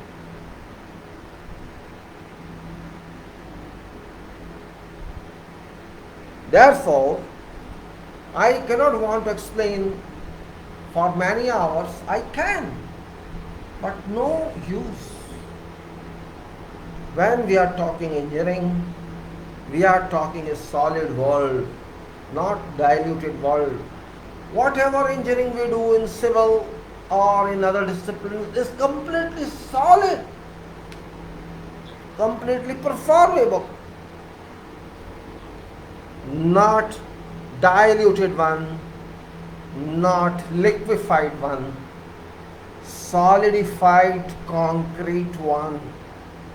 Otherwise, it cannot perform, and which cannot perform means it is not based on engineering.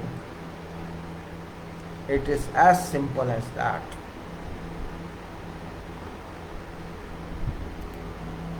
It's very hard to work in engineering, though you may pass very well. Working is very hard. Ask that worker who works in sun and in heat and in rain and in cold. He works all day.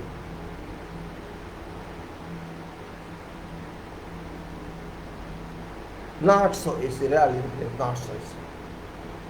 And I have pride in this, that I am from engineering field.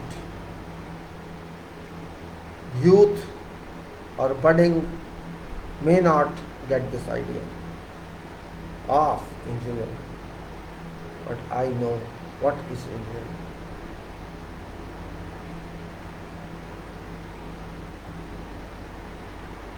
It's not theory only.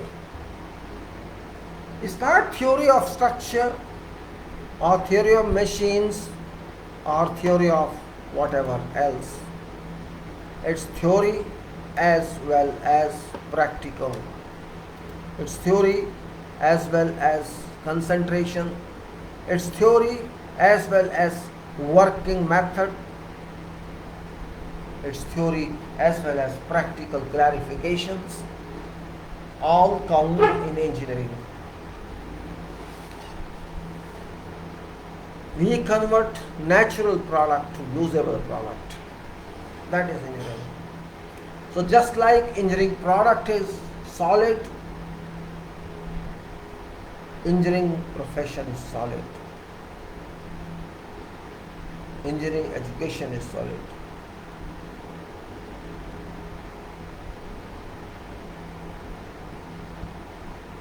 That point, if you understand very well about theory,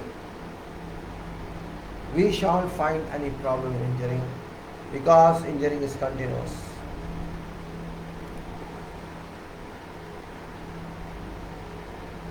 Engineering discipline is selected because to enter field, but once you are in field, this joint work becomes separate.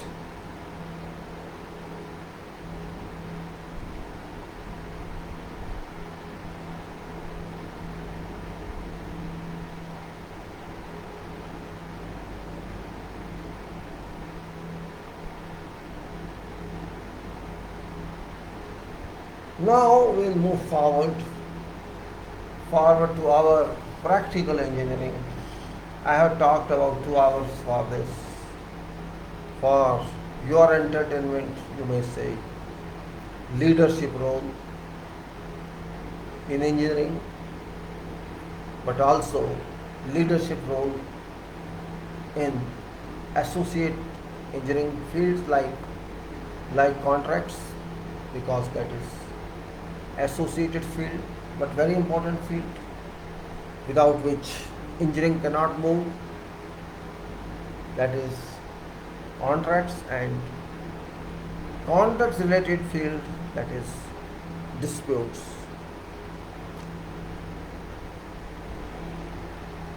Sometimes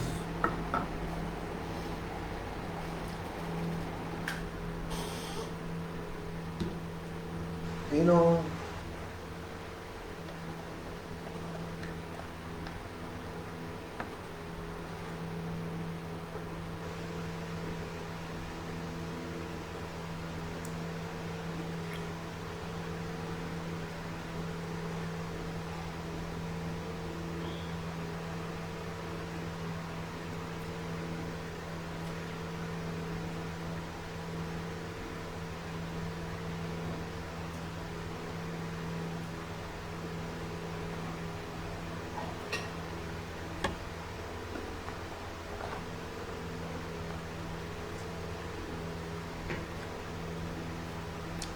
contracts, when I say, as usual, contracts when I discuss and say as usual, it's an arrangement actually. It's an arrangement. It's an arrangement between people or between organizations how to do job. How to do job, that is what I say, contract. And is that page, I think, I don't know what page is gone. Yeah, it's there, yeah.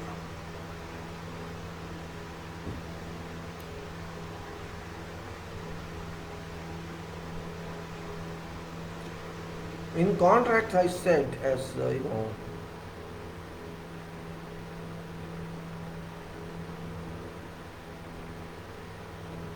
I'm just opening file for FIDIC, It's FIDIC that I'm opening, and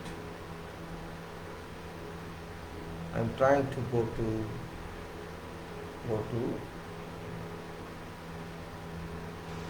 say, sorry, this is I'm trying to go to this page which is DAB, I was talking of DAB 21.4. Yes, okay.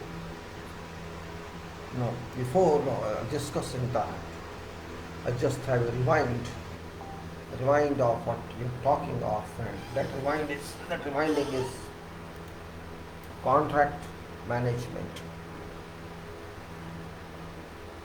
When we say management, this applies to every field. Actually, I prefer to call organization rather than management, because management is a rotten term. It doesn't mean anything. Management does not mean anything because management is not susceptible to measurement of achievements. Measurement of achievements means there should be some definition as whatever you have done today, what you achieved, as we call it on a program or on schedule. This is earned value. Means whatever you do, you are earning actually. You are earning in a sense of percentage or work done, or you can say cost wise, you may say that. It depends upon what term you apply, but ultimately it's percentage of performance. When you say this work is 35% achieved or performed, that is gain value. Means there was nothing as such, now it is 35%, say 40%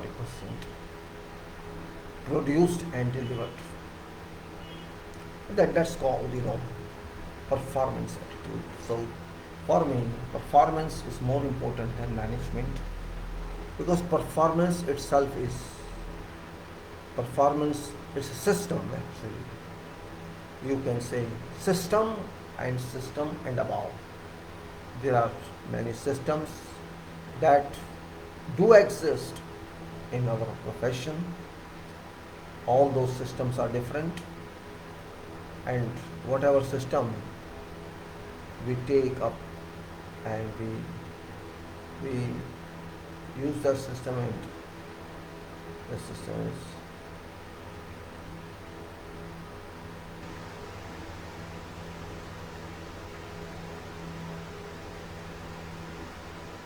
Now, there are many systems we have produced in our engineering. Those systems worked individually as well as in coordination with each other. So we can say every system performs or we perform based on those systems.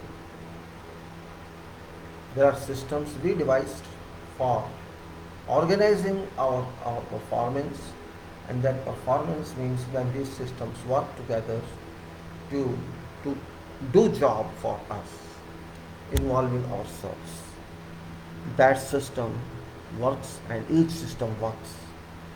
So rather than calling management, I should say these systems perform together. These systems are work together, and these give us some product, final product or semi product or something. It gives us, and whole activities, all such events or whatever is ongoing process is known as performance, activity performance, or you may say building performance, or whatever performance is expected. This project works. And when you do projects, you cannot do yourself because of many reasons. Then you employ someone for that. Like that happens. And when I say performance, it's a big word. Perform. Perform. Per means what? Each. Each, and form means each form of each shape is called performance.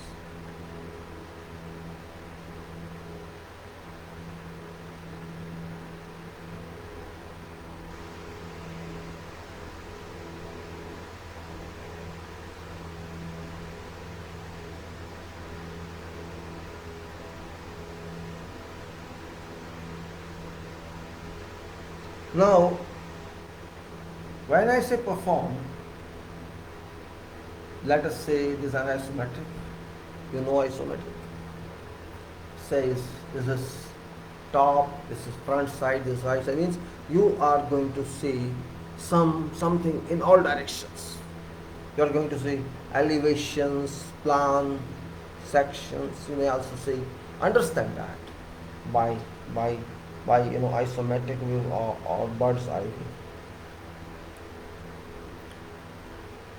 It has many forms.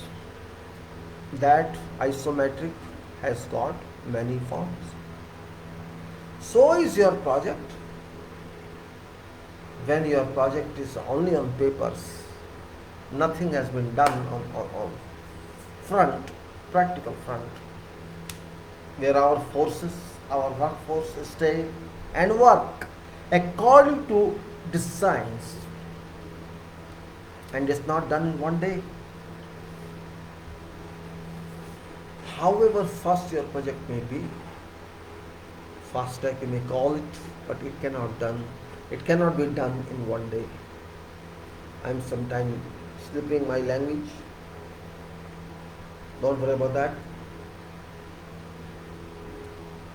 We have to see how many forms are there. We have to ensure how many forms are there. Forms means how many activities are there, how many checks are there on project. All must perform well. If there are, for example, 25 activities in case,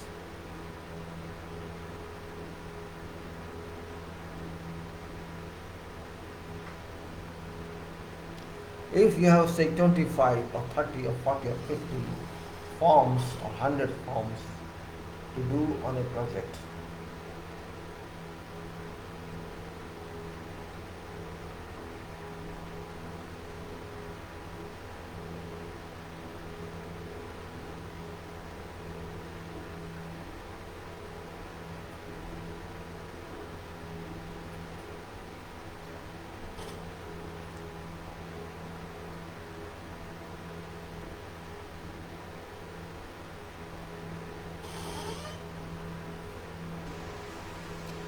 when we do jobs, there are two ways.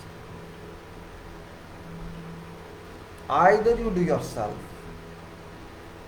It's not, impossible. You have money, you can buy material.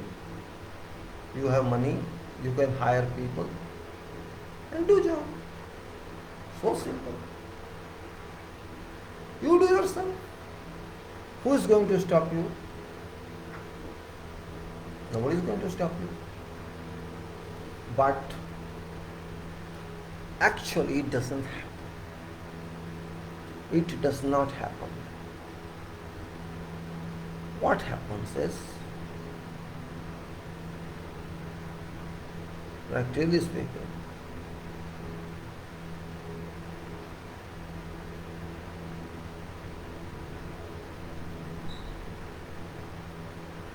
it doesn't happen. Why?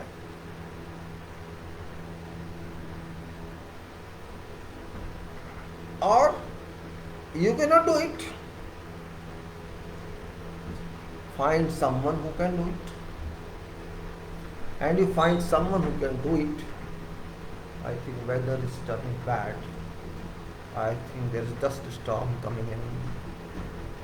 It's turning bad. Maybe light goes after some time. See, voice is coming, wind blowing. I don't know if I'm able to cope up with that. Let me just have around and see how it works. Let's see, voice.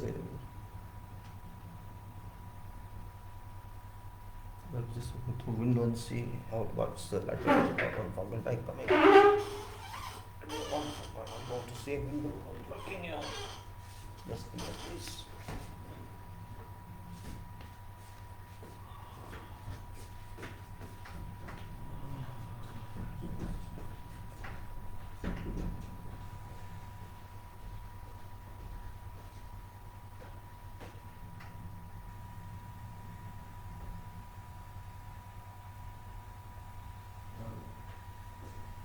Seems very bad. Seems very bad.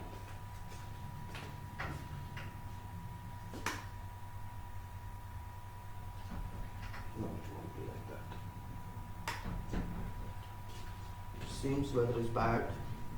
Turning bad. No problem. We continue. Let us see how far can we continue. It doesn't matter, for me.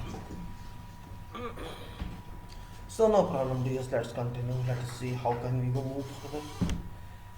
Light is always here like this, and this thunderstorm and this rain always create problem for ourselves in life. So no problem. Let it continue.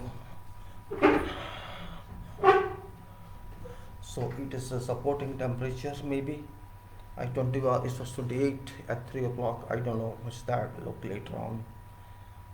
I can see now also if I wish. Okay.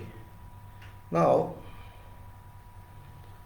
I was talking about how to do a job. I said, I propose either do yourself, if you can do, if you are determined, you are also human being, you are educated one, you are engineer, and you want to do a project. Only one way is that you take your responsibility, whomever you work for, or you do your work, depending if you are yourself a promoter or you are promoting someone else, your employee of someone else. If that permits, budget is there, design is already there, whether you did it or someone else did it. So there is only one way, you do it yourself, for which you have to arrange every resource yourself, and you must know what market is, how it is, where is material available, and how can you procure that material, how can you arrange workforce, how can you arrange equipment used for construction, For that you have to make plans, you have to schedule out, chart out all requirements from 0 to last 100, and you have to act yourself as a contractor. Though you are not contractor, but you consider that way.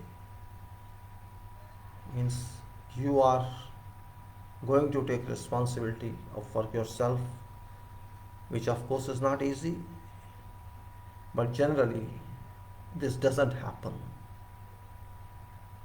What happens is, we want to give job to some person whose profession is only contracting, person or entity or organization, whatever way, through whatever method or whatever system, you award that, you consign that job to that contractor through bidding or through whatever, maybe by direct negotiations, it doesn't matter. It's not illegal as well. Or if you have a big job and you don't want to take risk, you call, you invite, open invitation, and people and contractors offer, they bid you about that work. That's another way. In which case you will supervise that job, responsibility of arranging resources goes to that contractor, for which you will enter into a contract with that party. So there are two ways. Either you do it yourself or let other do it yourself. So when, as I said, if you do yourself, this is, people don't like it. People prefer that job be done not by yourself but by that person who is designated as a contractor by you people, by our people, I mean to say employer. So here we are talking of contract. If you want to do otherwise, you do otherwise, you are welcome, no problem, but that's very difficult, remember, because you have double job now. You have to control technicalities, you have to control supervision, as well as you have to arrange for every resources, and maybe you have to employ more people for that, more skilled people for that. You are also giving these contractors, also giving to some other contractors for special jobs, for specific jobs. So it's one and same thing. Only difference is, if you give contract, means you have to give profit of the contractor, that is excess budget. But if you do yourself, you have to employ people. I think it's not that different, but maybe a difference of a few percentages, which is good enough if you calculate in terms of money. Well, we assume that it's on contract because something is not happening. I'm not seeing that's happening quite ethically in all countries. So we cannot say that I am right, but you cannot say that impossible. I understand that in government, particularly in our country, some works are done departmentally, and that's all they are doing themselves. And particularly maintenance jobs or small jobs, they do themselves, not big jobs. Maintaining the road repair or this street repair or some small jobs, they run it themselves, they buy material, and they have regular, level workers for it, and they usually do that very small jobs. That's called departmental construction. Also, maybe somewhere else is done. I can't say, I have no idea about that.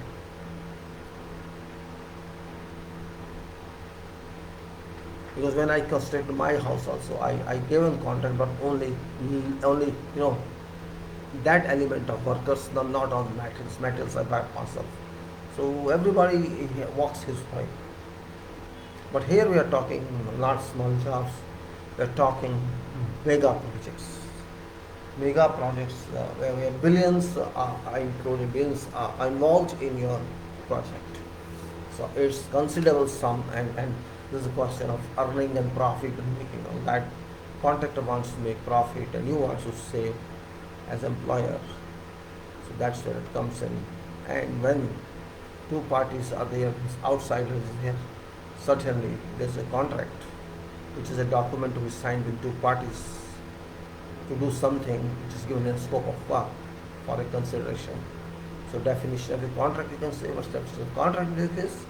Contract is A mutually agreed document. It's a mutually agreed document, legal document, not only agreement or legal document.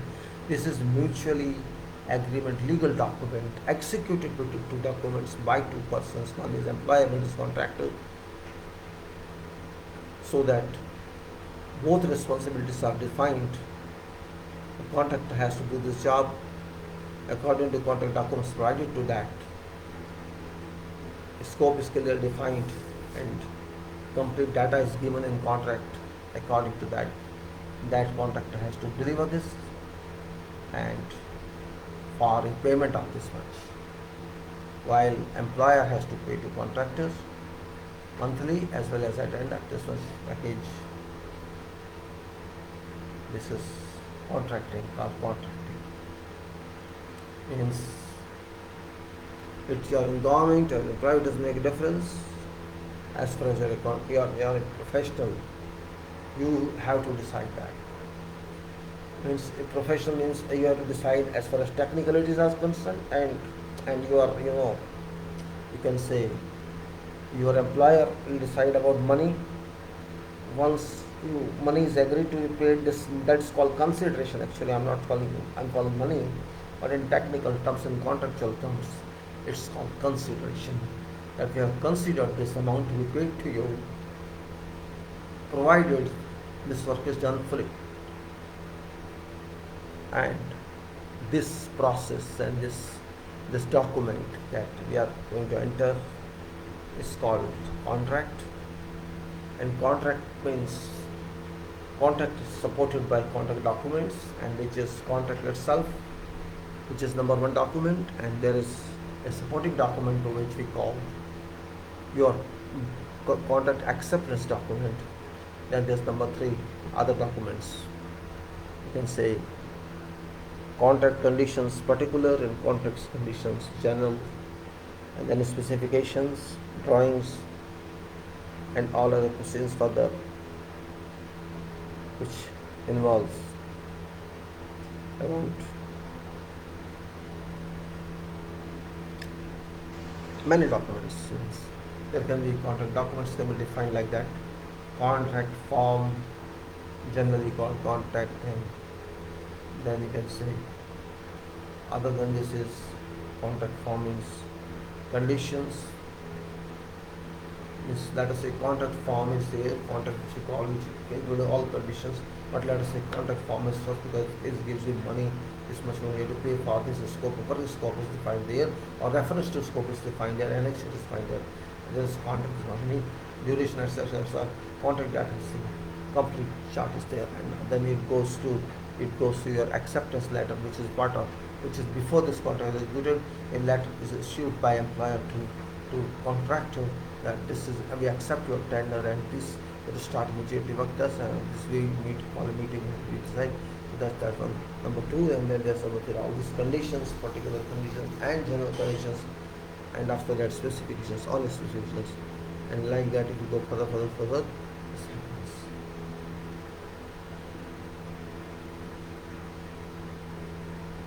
So simply this is definition of contract. Now we are not here for definition, we have to understand contract. Contract understanding is a very important point. If you don't understand contract, you can't do it. Understanding contract is very important factor in engineering. Engineer has to understand contract in thorough structure. It's not one condition, it's not two conditions, it's not one drawing, it's not two drawing, it's not one specification, not the complete package of documents, which looks very cumbersome if you talk, but when you practice it, it's not that cumbersome, because your project is not one day. Your project will go for years, maybe 1 year, 2 year, 3 year, who knows, and documents will be coming in, more documents will be coming in. These documents will be read many times by you in that period. So these documents shall be used by you as reference documents, consult documents, and you will have plenty of time to study them if you are interested, and if you are not interested, you may not read them. It's up to you. And I say In fact, I consider that assignment as an opportunity to learn contract. So one has to do a lot work of construction, or you may be called construction agent as well, or construction or site agent, or construction expert, or whatever you can be called. You can be called. It doesn't make a difference. But contract, once you take responsibility of, it's your job to do it, to deliver it. And for that, you have to study it thoroughly, stage by stage. Don't panic, and you will understand all the causes.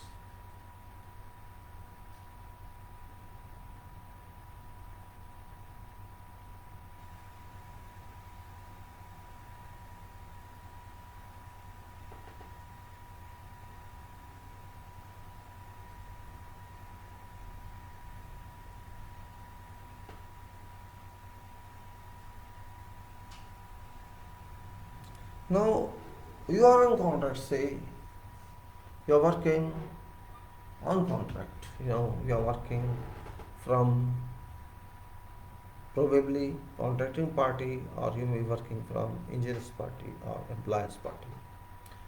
It's both have one goal, that you want to get construction of this project delivery to you in a given point of time.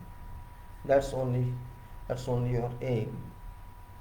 How you plan, how you do, that's all in your hand, and you have to understand that planning is in your hand. No fan now.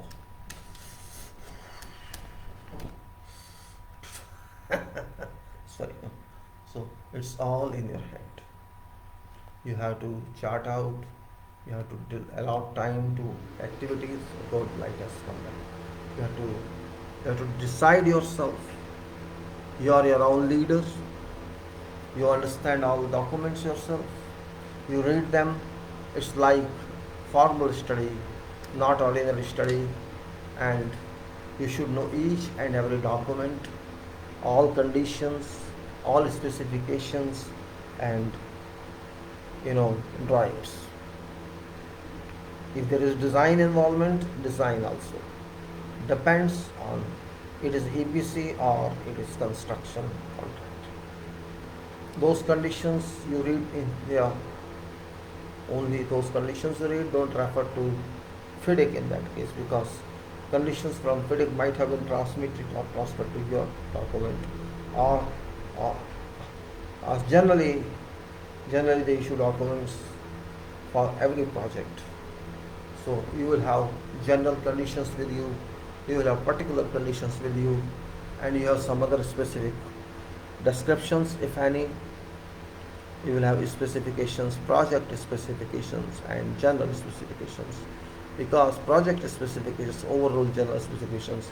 Every project has some standards or some non-standard specifications, particularly for that project.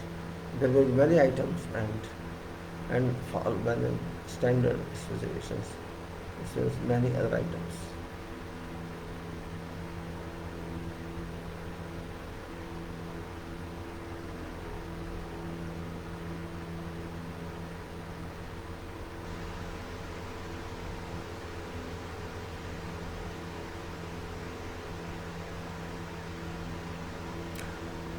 So what I'm saying is, when you jump onto contract, you are a part of team of that project.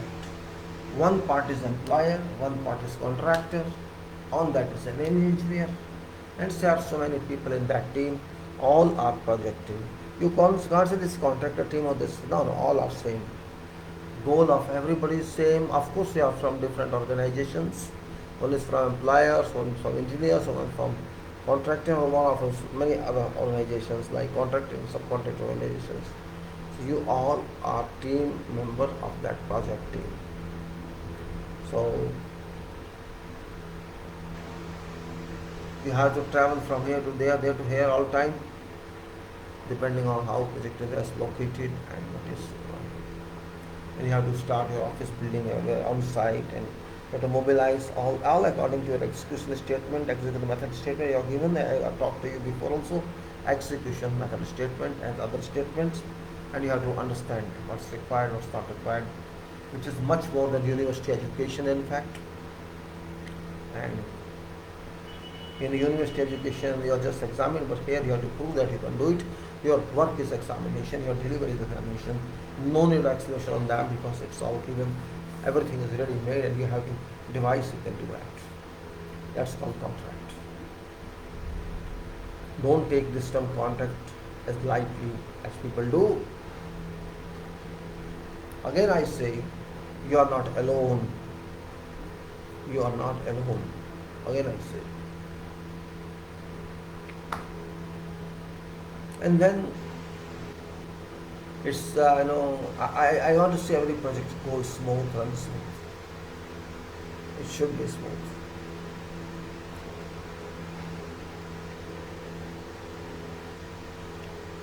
And moreover, remember, if you want to cheat, you won't be successful. Can never be successful. My promise to you is, whom you will cheat? Time? Whom will cheat? God? Whom will cheat? Material? Whom will cheat? Technology? Whom shall you cheat? Just for gains of some money?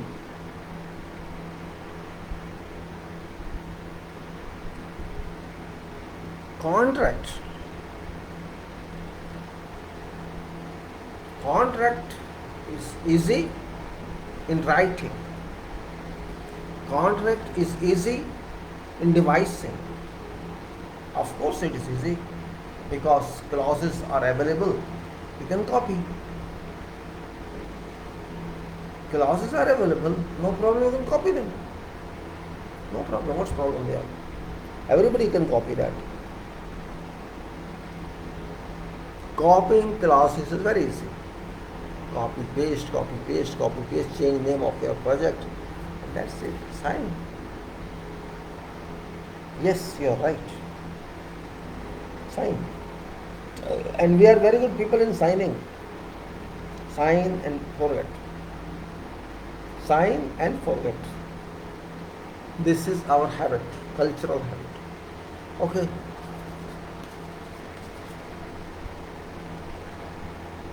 Right? That's our habit. But contract does not need this. Contract says, I am here. Do me, follow me. Here contract is your leader. Contract is your leader. You were leader of contract before devising it, but now you missed the opportunity once you sign this. Now contract is your dead leader. Not emotional leader, but dead leader.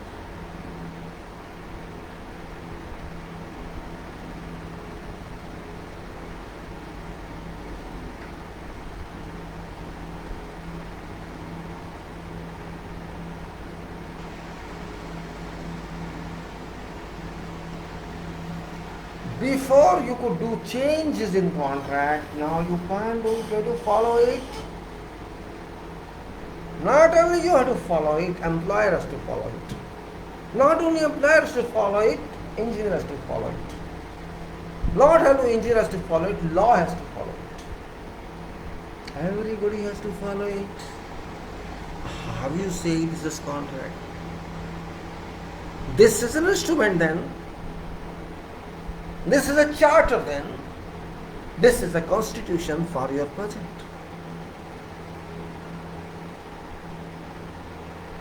Open your eyes. Open your closed minds.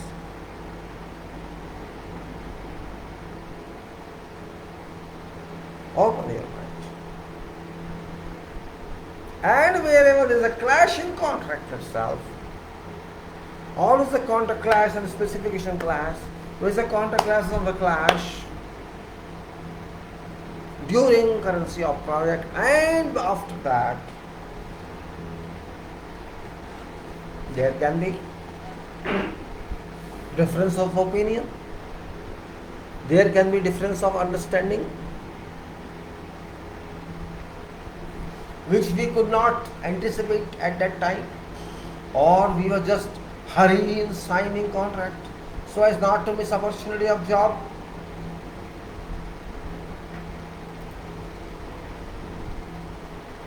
We just executed contract without understanding anything.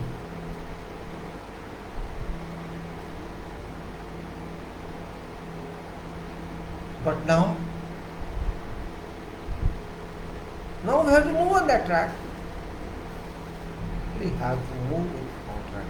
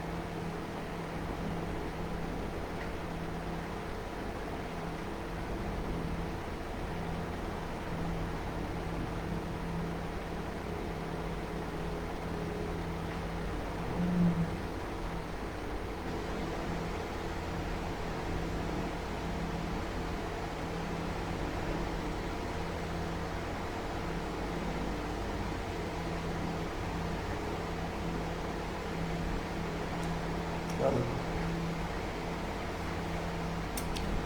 let's go further and talk of context now. Complicated contract or not complicated contract responsibilities are same here to move forward. And when there are clashes among contract itself or disputes among construction of clauses or specifications, and we have to get many clarifications from consulting and inquiries. And at some time, at some point, various elections will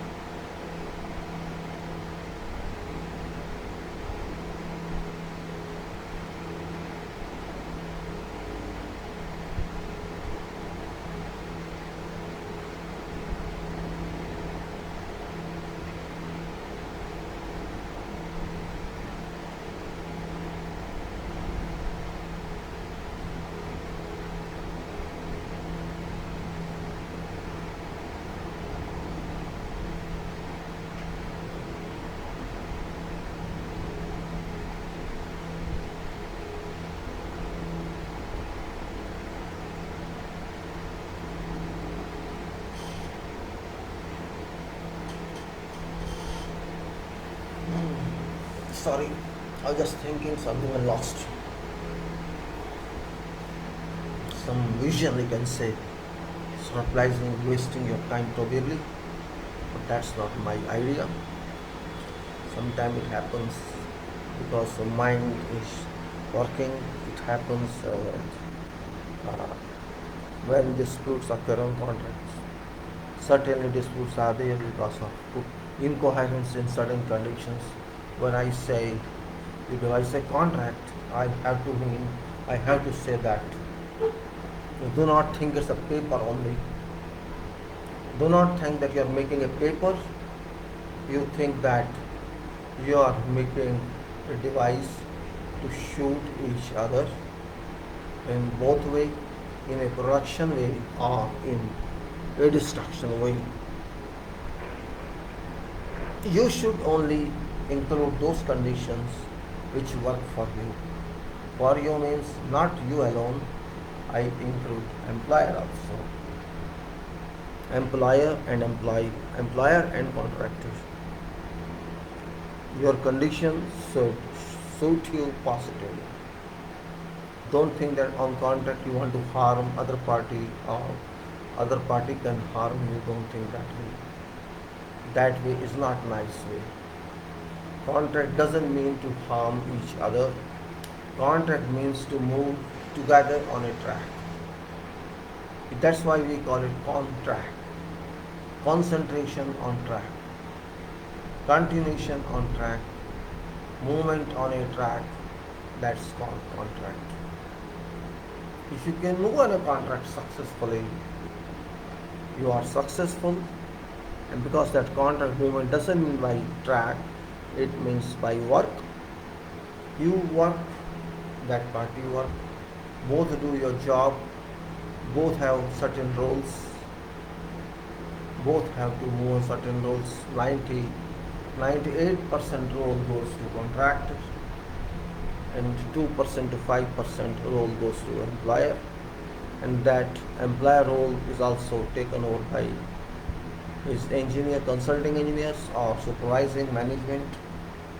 So role of majority role goes to contractors. So contractor has to be ready to dispose of that role.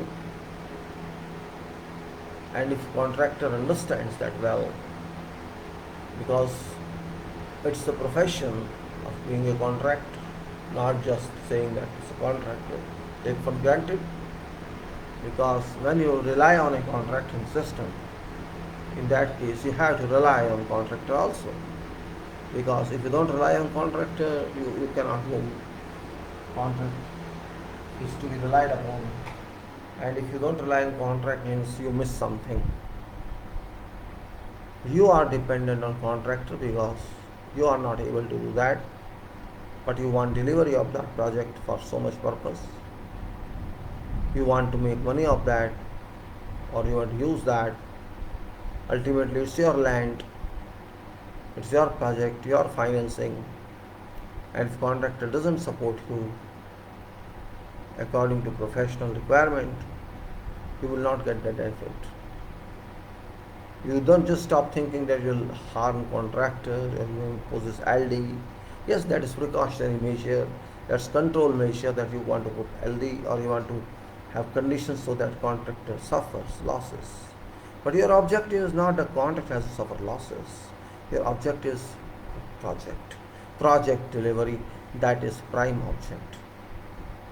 If your project is delivered successfully in time, you are going to benefit, not contractor. Contractor will only get paid for what is given on contract, nothing else. So your requirement is higher than contractor. Keep in mind that. If contractor is successful, you are successful. If contractor is failure, you are failure. If this project is failure, it's not successfully constructed, it's not successfully executed, contractor, maybe contractor fined by you. You may apply liquidated damages on contractor, but remember, contractor will face 10% loss, but you will face all losses. So take it that way. Take it in that spirit that it is a responsibility of both, not of one, for both. If you can understand this point in clear terms, you can manage, you can organize project in good spirit.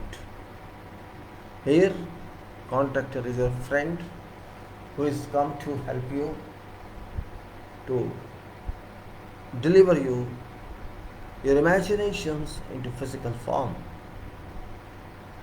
You are not giving him anything. You'll just, if his luck is good, if contract is successful, he may get some profit. That's all. But your investment is realized by contractor. Your fund that you got from somewhere or your own investment, that is converted to project. So you have got his money converted to assets, permanent assets, for time being. You may sell it, you may not sell it, that's different. But contractor has got or not got only profit, not got means loss. But your money is safe. Your money does not go anywhere because your money has been converted from liquidity to solid delivery of project. That point keep in mind. And therefore, I say your clauses, your contract clauses, conditions should be clear, implementable in reality terms, that you are safe, you can move, you are at no loss. For that purpose, I say conditions in contract should be such that it harms neither party. There is no intention, there should be no intention on an employer that contractor should be beaten by these conditions or harmed, and there should be no intention on contractor itself that employer is beaten or harmed. Because if either party is beaten or harmed, both suffer. Both. As far as they are positive, they are in cooperation, they are alliance together, project goes to height of successes. But if you go on disputing, your project is involved in dispute, it doesn't go to timely success, then both would be at loss. If that point to understand, the contract will never become successful. Unduly pulling conditions for nothing is no use. What I understand, there should be chain of conditions, a sequence of conditions from start to end, which involve commerce, which involve workers, which involve camping, which involve everything, which involve material, which involves each and everybody, every act of project from beginning to end, from completion to delivery and maintenance. All conditions should fit in. Redundant conditions are not required. Only logical conditions are required, which you think, okay, and for that your experience is required, your scope is required, your what do you call it, what actually both parties intend to do without suppressing each other is required. They should think professionally rather than think, oh, I will not pay this one. If your mind is that picture, and that once you can do, other times only engineering tell you what to do.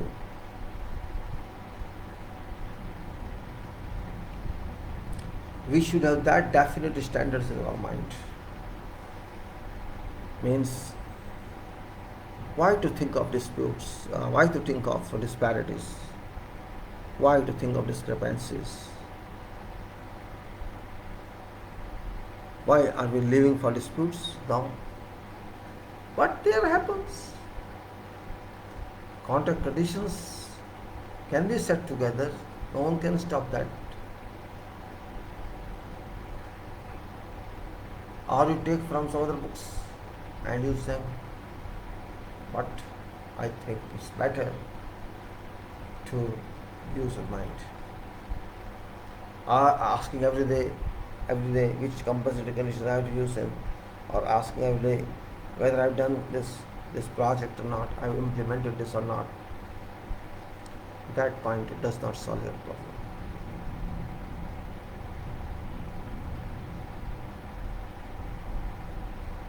Be positive first of all.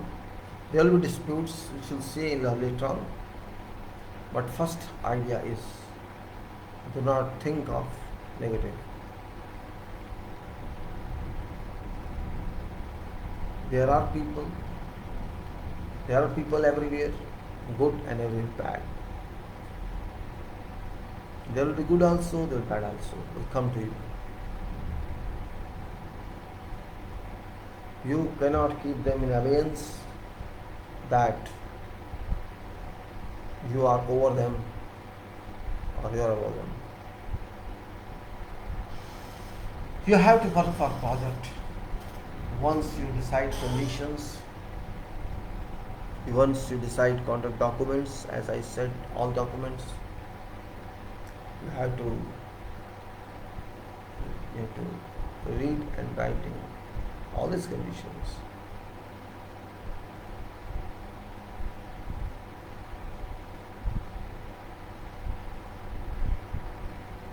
Now we'll move further. We'll move further on contract and disputes. These are just background I give to you. Background means a constructive thinking in interest of everybody, from designer to maintainer. Designers do not have this knowledge about contracts, and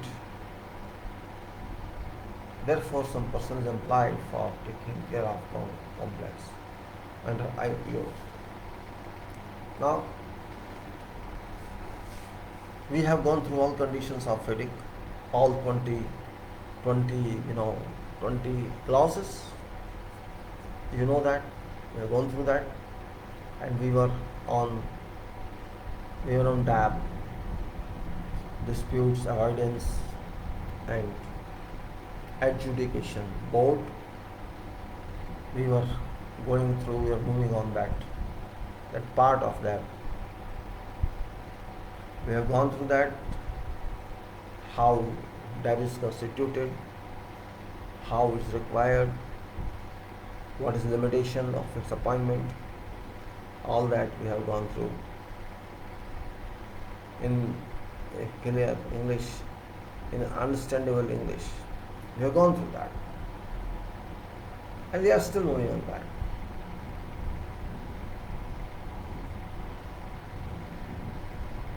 But what we are keeping in mind, how much we can give them.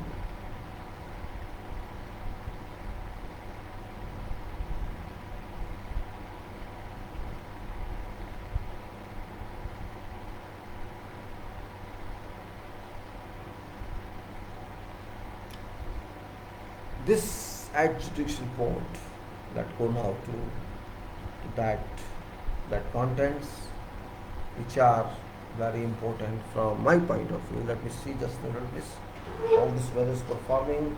I am scared. If it's bad weather, I will stop my recording. If it seems it's not very bad, let me see. Just hold on, please, one moment, and I'll come and talk to you.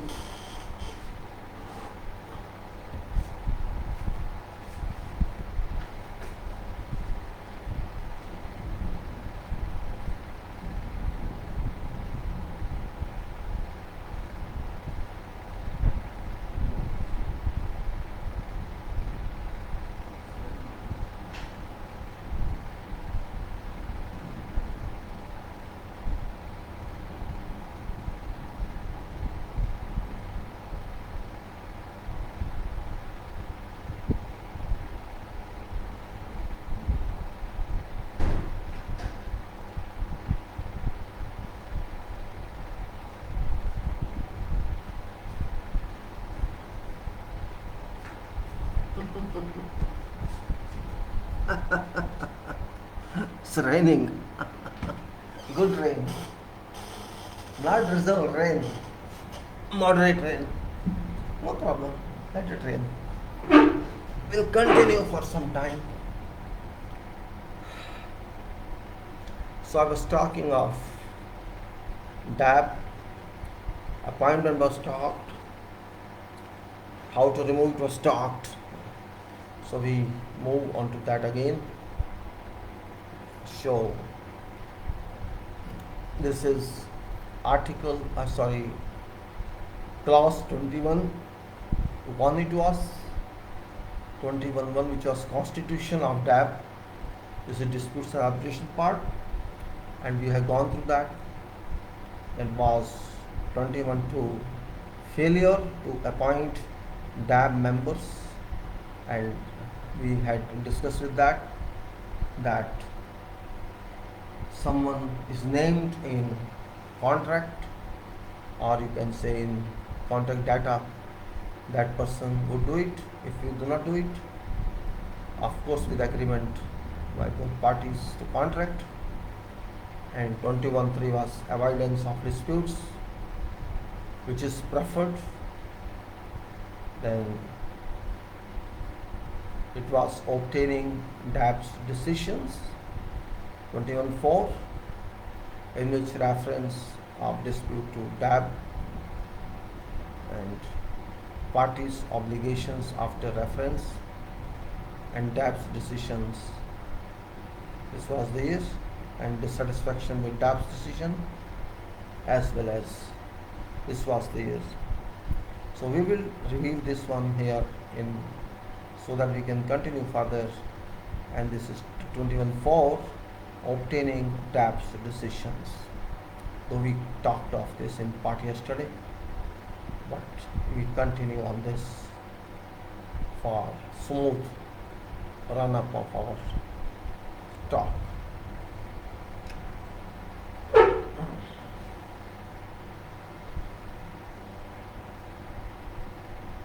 I could put up light, but it's not good to this time to put up light, so I move like this. This is 6:38. Let us say a little more time. Now it says obtaining DAB's decisions.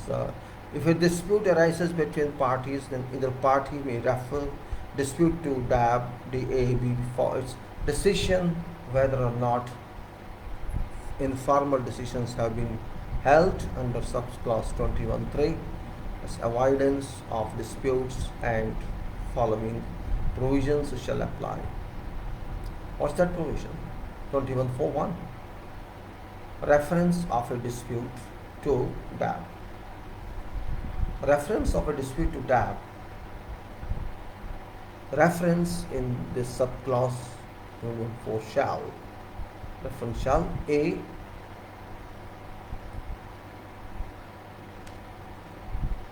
is subclause 3.7, agreement or determination. We know it before.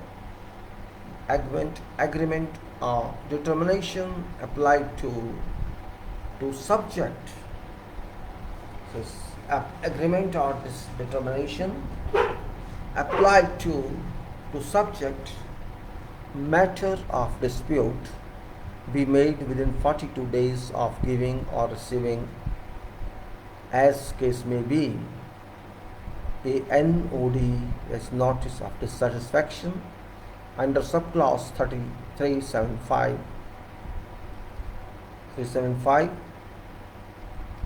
Dissatisfaction with engineer's determination. If dispute is not referred to DAB within this period of 42 days, such NOD shall be deemed to have lapsed and no longer be valid. So this is NOD on engineer's decision, right? Because it is NOD, notice of dissatisfaction. B, now state that it is given under subclause. C, set out referring parties case relating to disputes. Then D, be in writing, be in writing with copies to other party and engineer. And E for a DAB of 3 persons be deemed to have been received by DAB on date it is received by chairperson of DAB. So be in writing with copies to other party and engineer. And for a DAB of 3 persons be deemed to have been received by DAB on date it is received by chairperson of DAB. Now, reference of a dispute to DAB under subclause, this subclause shall, unless prohibited by law, be deemed to interrupt running of any applicable statute of limitation or prescription period. Again I say, reference of a dispute to DAB under this subclause shall be deemed to interpret, provided condition is unless prohibited by law, be deemed to interrupt running of any applicable statute of limitation or prescription period. 21.4.2 Parties' obligations after reference. Both parties, employer and contractor, shall promptly make available to DAB all information, access to site, and appropriate facilities as DAB may require for purpose of making a decision on dispute. 21.4.3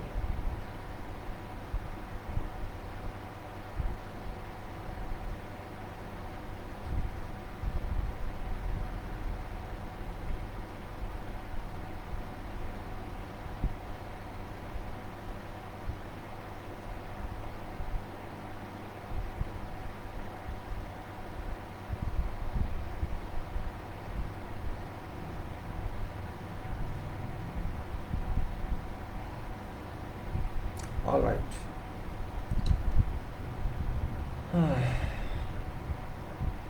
Both parties shall promptly make available to DAB all information, access to site, and appropriate facilities as DAB may require for purpose of making a decision on dispute. So the one requirement is you have to provide all information to DAB, number one, and you have to provide access to site, number two, and you have to provide appropriate facilities as DAB may require and purpose of making a decision on dispute.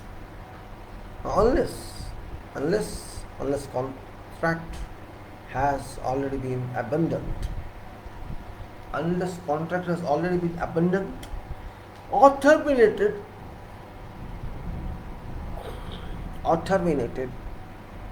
parties shall continue to perform respective obligations in accordance with contract. Now 21.4.3 DAB's decision. 21.4.3 DAB's decision. DAB shall complete and give its decision within, this condition is time. 1A is A, 84 days, I can say 12 weeks, 84 days after receiving reference, or B. such period as may be proposed by DAB and agreed by both parties.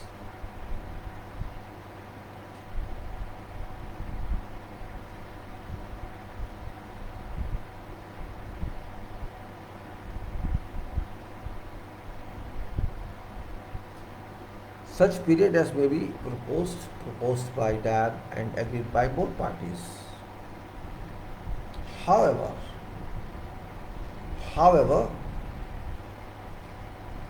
at end of this period, due dates for payment of any DAB, payment of DAB members, whatever DAB members, invoices has passed, but such invoices remains unpaid, DAB shall not be obliged to give its decision until such outstanding invoices have been paid in full, in which case DAB shall give its decision as soon as practicable.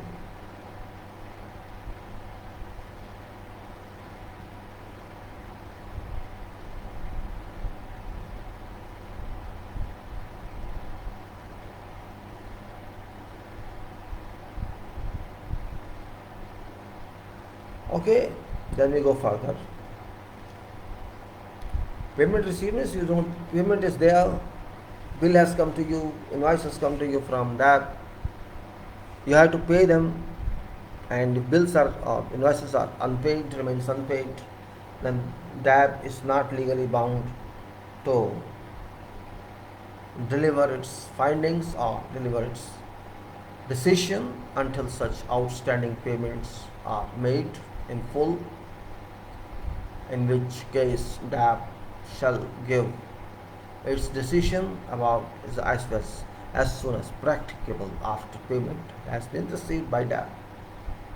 Now, decision shall be given in writing to both parties. Whatever decision shall be in writing to both parties, with a copy to engineer, shall be reasoned and shall be reasoned means speaking complete details will be given the logic of decision and state that it's given under this subclause. Now, decision shall be binding on both parties. Decision shall be binding on both parties. Who shall promptly comply with it, whether or not a party gives NOD, this is notice of dissatisfaction, with respect to such decision under subclause.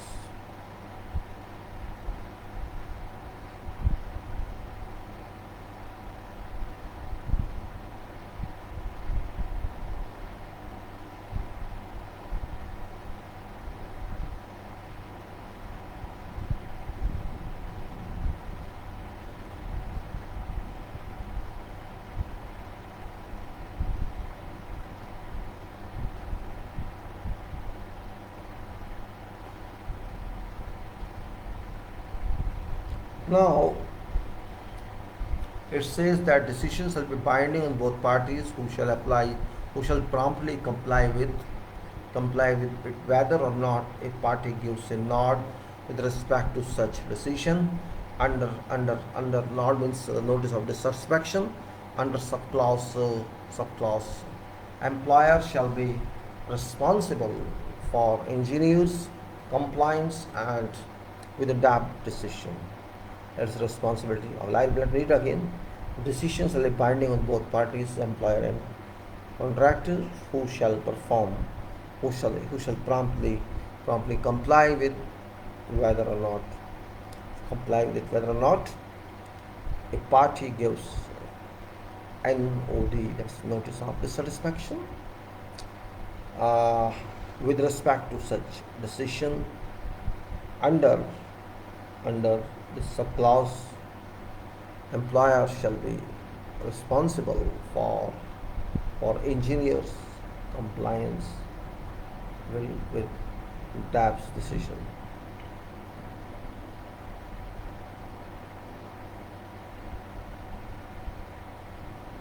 Then decision of DAB requires a payment of an amount by one party to other party. If it is that decision of DAB requires a payment of an amount by one party to other party. Now what happens? One,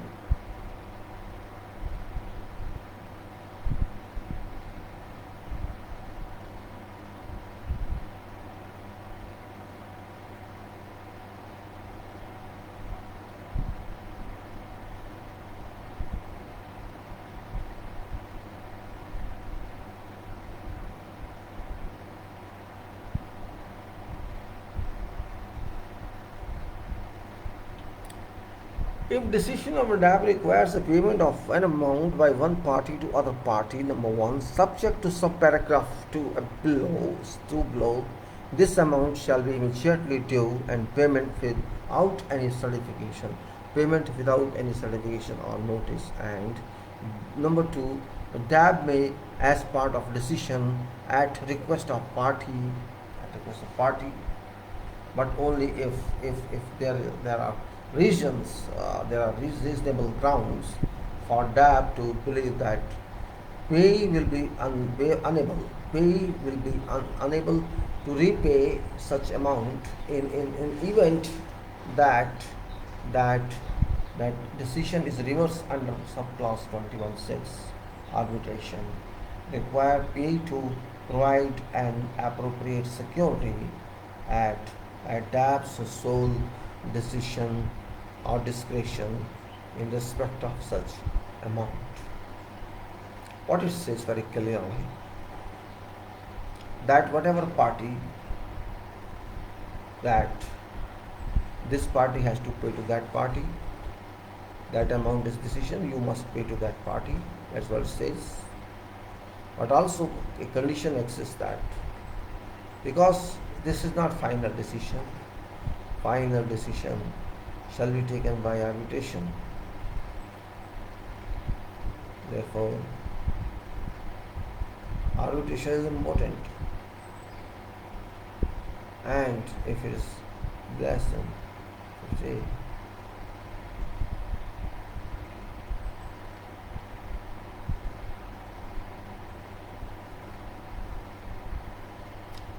what it says, in case this reverse by arbitration, that is a possibility, though DAB is giving decision, but arbitration reverses it. So this payment should be made under security of returning it, guarantee you can say.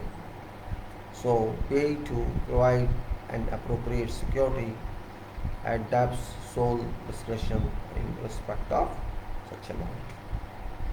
DAB proceeding shall not be deemed to be an arbitration.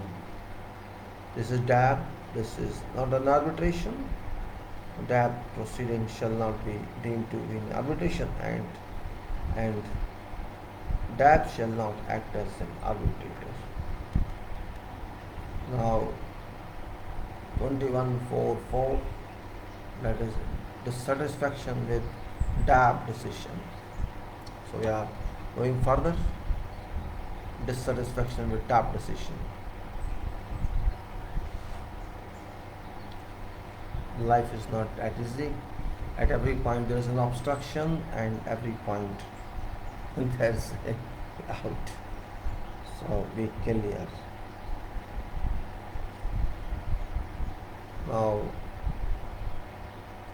it says that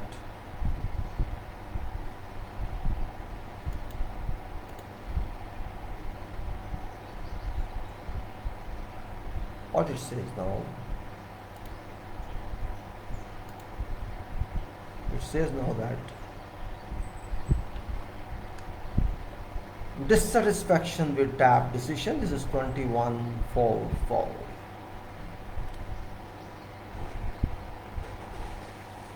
if either party is dissatisfied with DAP decision. A, I think instead of stop raining, I would like to say stop raining. I do that.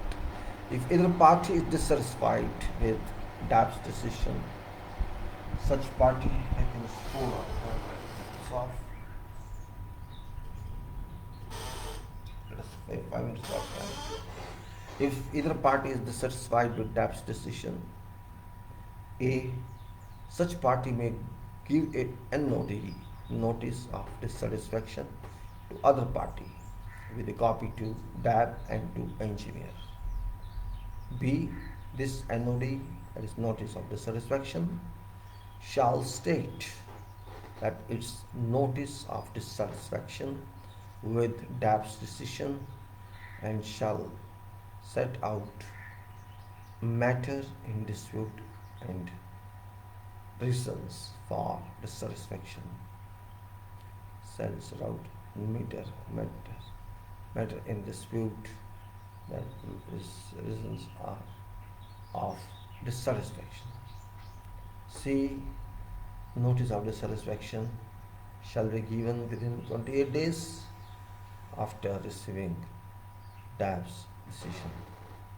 So these are conditions. You give a notice to the other party with a copy to engineer and DAP, and this NOD must state that is a notice of dissatisfaction and with DAP's decision, and it should set out matter in dispute and reasons for dissatisfaction, and time limit is 28 days after receiving DAP's decision.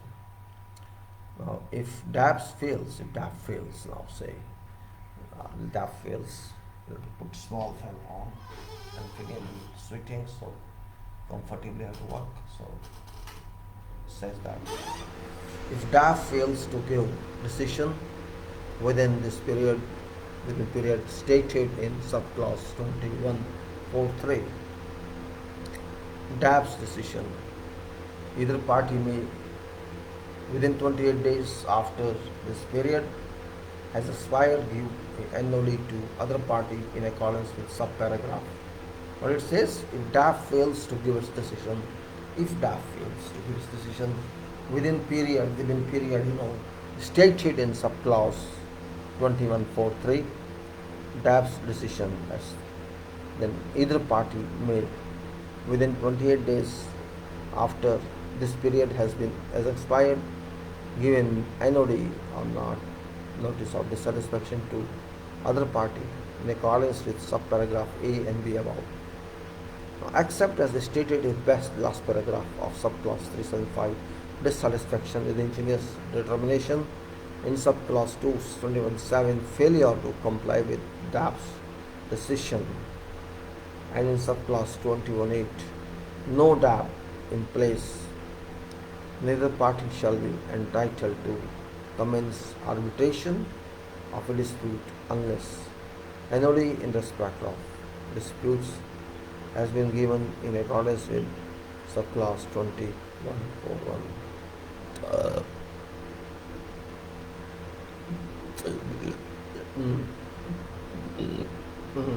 Say okay.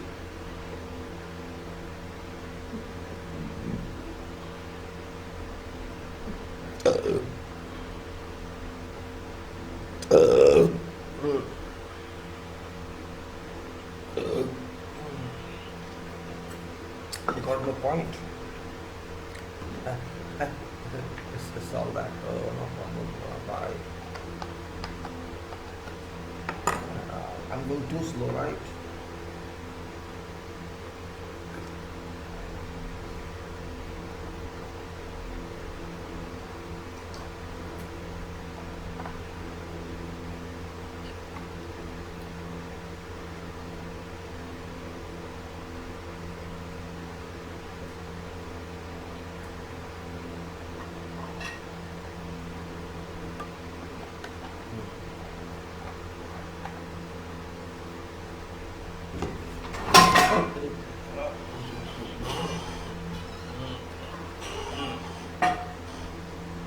Now, so what to say?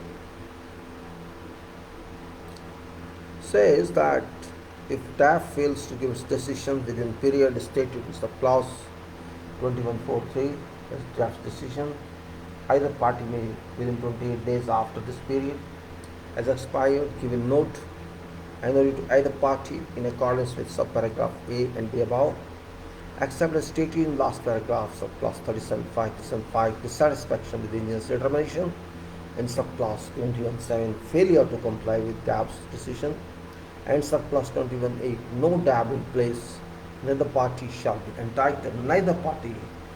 be entitled to commence arbitration of a dispute unless NOD notice of disposition in respect of that dispute has been given in accordance with subclause 21.4.4. 21.4.4.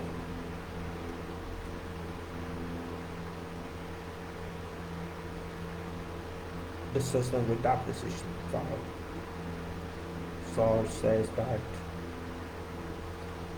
that except as stated in last paragraph, that is 375, dissatisfaction with the engineer's determination, in subclause 21.7 failure to comply with DAB's decision, and in subclause 21.8 no DAB in place, neither party shall be entitled to commence arbitration of a dispute unless a notice of dissatisfaction in respect of that dispute has been given in accordance with clause 21.4.4.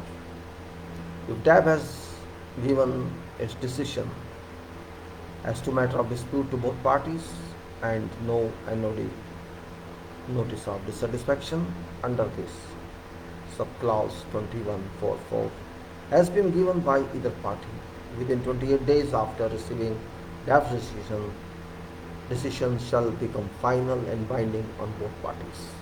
So 28 days is limitation period of this. And if dissatisfied party, if dissatisfied with only part of DAB's decision, if dissatisfied party is dissatisfied with only parts of decision, one, this part shall be clearly identified in NOD to this part and any other part of decision that was affected by such parts or rely on such parts for completeness shall be deemed to be severable from remainder of decision.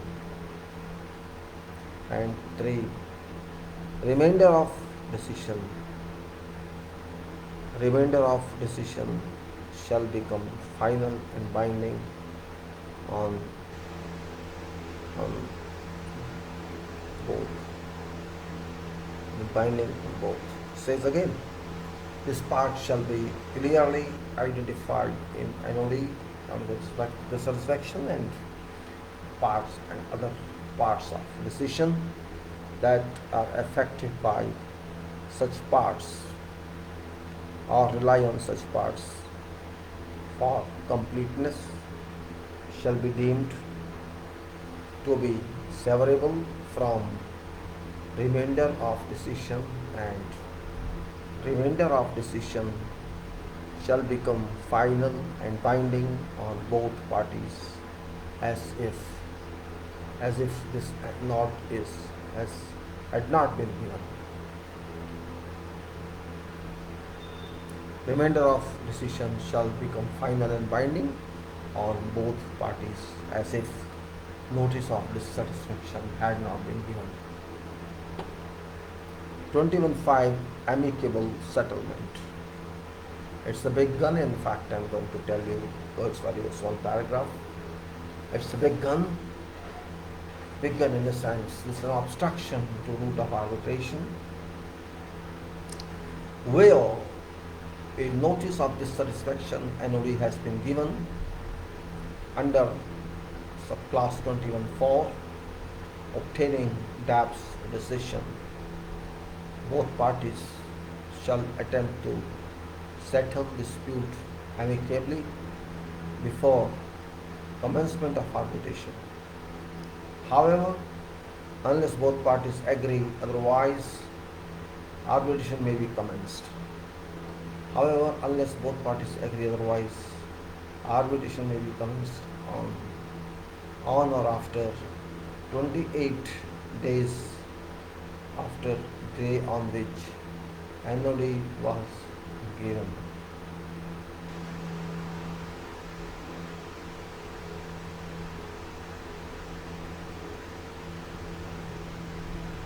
Again I read this. Yes. Where NOD, notice of dissatisfaction,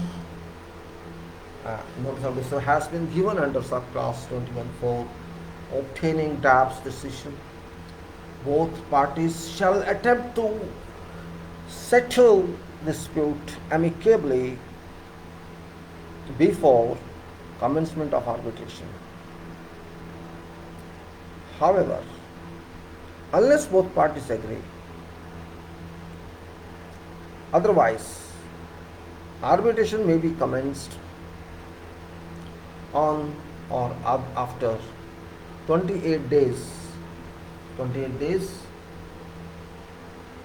after that, after day on which NOD was given, even if no attempt at amicable settlement has been made.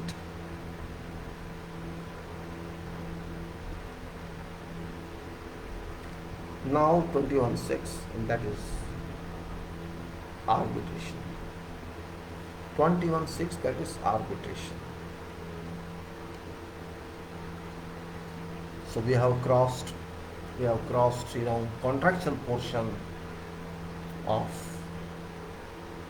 mechanism set for arbitration.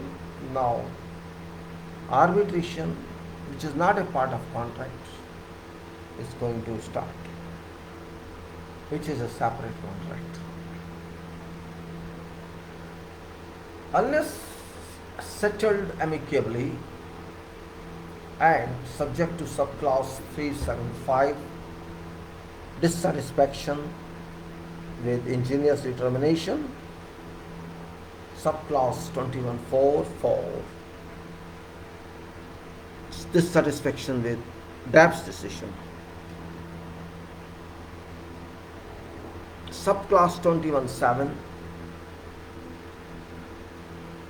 failure to comply with DAP's decision, and subclass 21.8, no DAP in place. Any dispute in respect of which DAP decision, if any, has not become final and binding shall be finally settled by international arbitration unless otherwise agreed by both parties. A.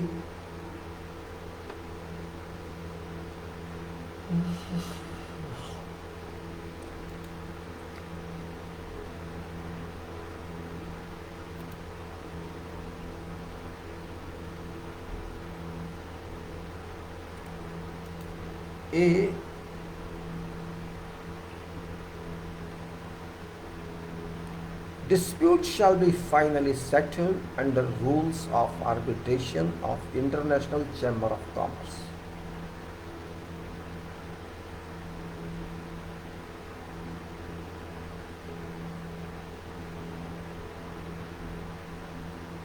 Dispute shall be finally settled under rules of arbitration of International Chamber of Commerce. B. Dispute shall be settled by one or three arbitrators appointed in accordance with these rules, and arbitration shall be conducted in ruling language defined in subclass 1.4, law and language.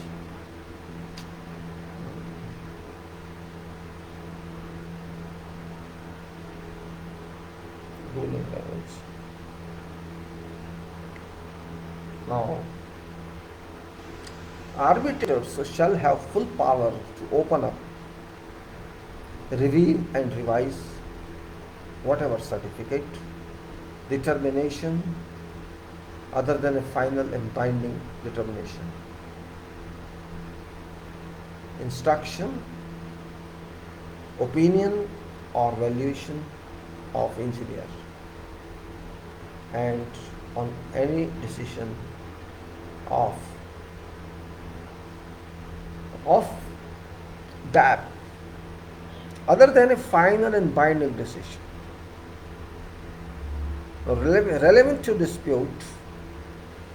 Nothing shall disqualify engineer from being called as a witness and giving evidence before arbitrators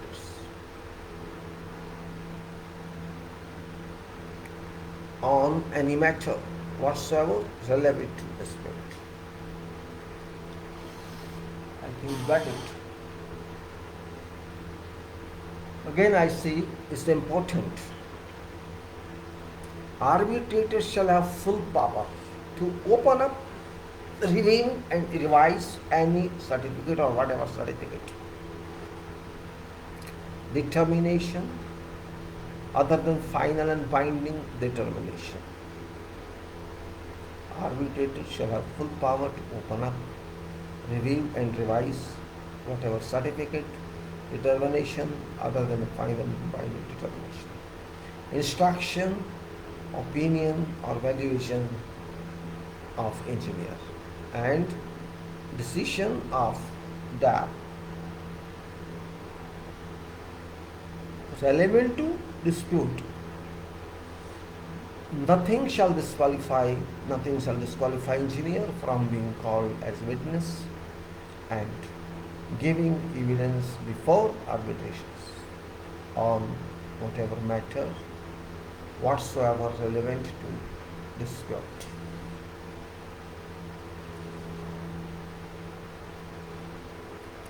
In any award, in whatever award dealing with cost of arbitration, in whatever award dealing with cost of cost of arbitration, arbitrators may take account of extent if whatever to which a party failed to cooperate with other party in constituting DAB under subsection 21(1). Constitution of DAB and or subclass 22. Failure to appoint DAB's members. Neither party shall be limited in proceedings before arbitrators. Neither party shall be limited in proceedings before arbitrators to evidence or arguments previously put before DAB or to obtain its decision or to reasons of dismissal.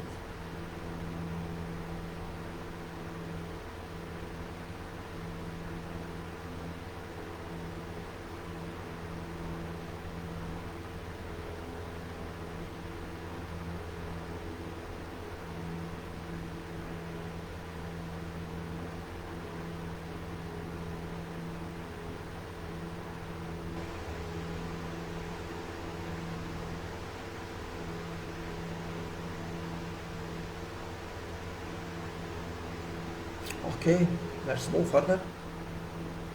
So what it was, neither party shall be limited to proceedings before arbitrators, evidence or arguments previously put forward before DAB to obtain its decision or to reasons for the satisfaction given the parties NOD under subclass 21(4) obtaining DAB's decision. Whatever decision of DAB shall be admissible in evidence in arbitration. Arbitration may be commenced before or after completion of works. Arbitration may be commenced before or after completion of works. Obligations of parties, engineer and DAB shall not be altered by recession of whatever arbitration being conducted during program of its works.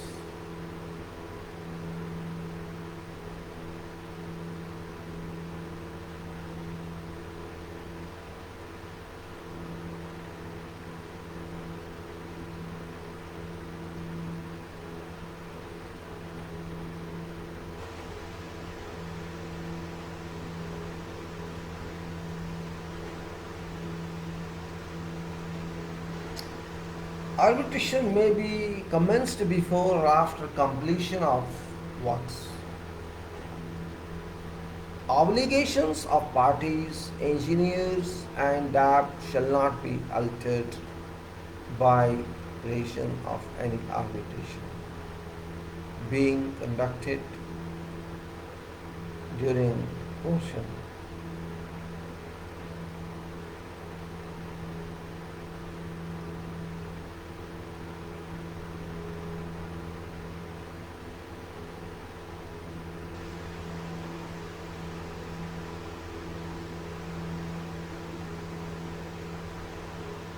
Okay, arbitration may be commenced before or after completion of works.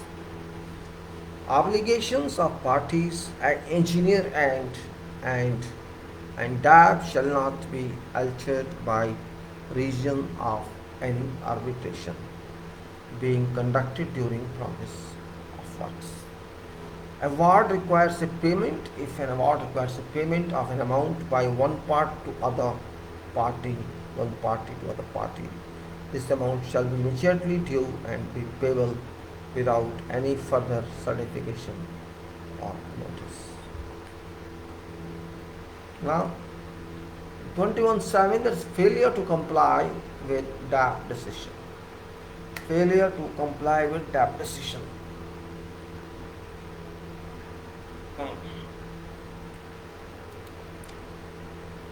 Failure to comply with DAP decision.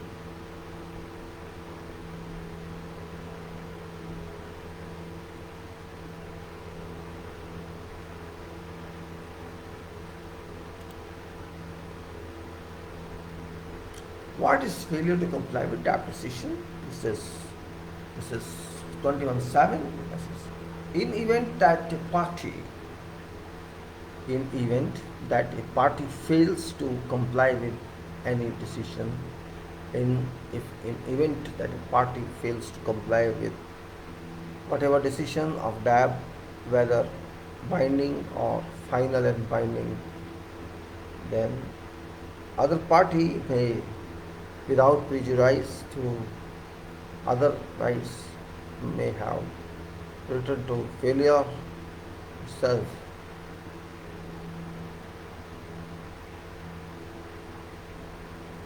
Failure itself directly to arbitration. Wait a minute. In event that a party fails to comply with any decision of DAB, a party fails to comply with decision of DAB, whether binding or final binding, the other party may, without prejudice to any other rights it may have, refer failure itself directly to arbitration under subclause 21.6 arbitration, in which case subclause 21.4 obtaining DAP's decision and subclause 21.5 amicable settlement.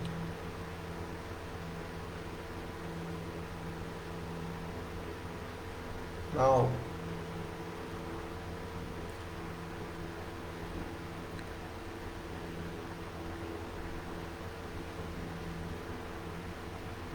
in the event of a party fails to comply with decision of DAB, whether binding or final binding, other party may, without prejudice to any other rights it may have, refer failure itself directly to arbitration under subclause 21.6, that's arbitration, in which case subclause 21.4 obtaining DAB's decision and subclause 21.5 amicable settlement shall not apply to this reference.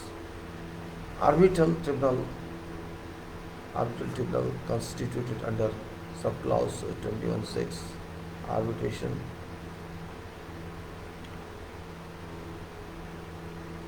procedure. Arbitration, let's see all the this is arbitral tribunal constituted under subclause 21(6) arbitration shall have power by way of summary or other expedited procedure to order whether by an interim or provisional measures or an award as may be appropriate under applicable law or otherwise enforced by that decision. So obtaining that decision and so clause 25 amicable settlement shall not apply to this reference.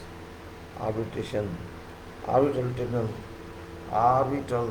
tribunal constituted under subclause 26 arbitration shall have power by way of summary or other expedited procedure to order whether by or an interim or provisional measure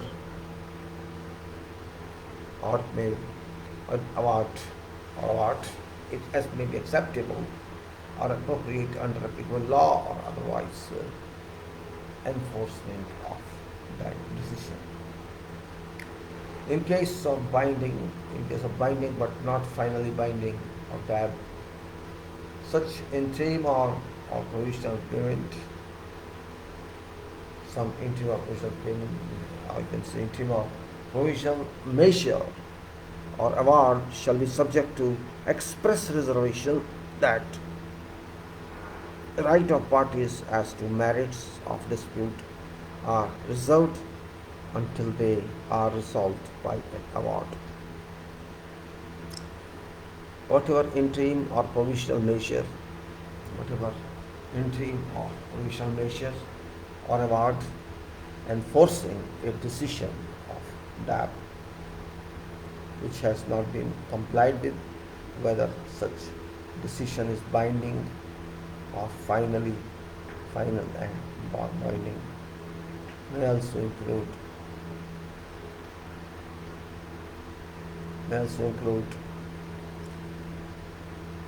an order of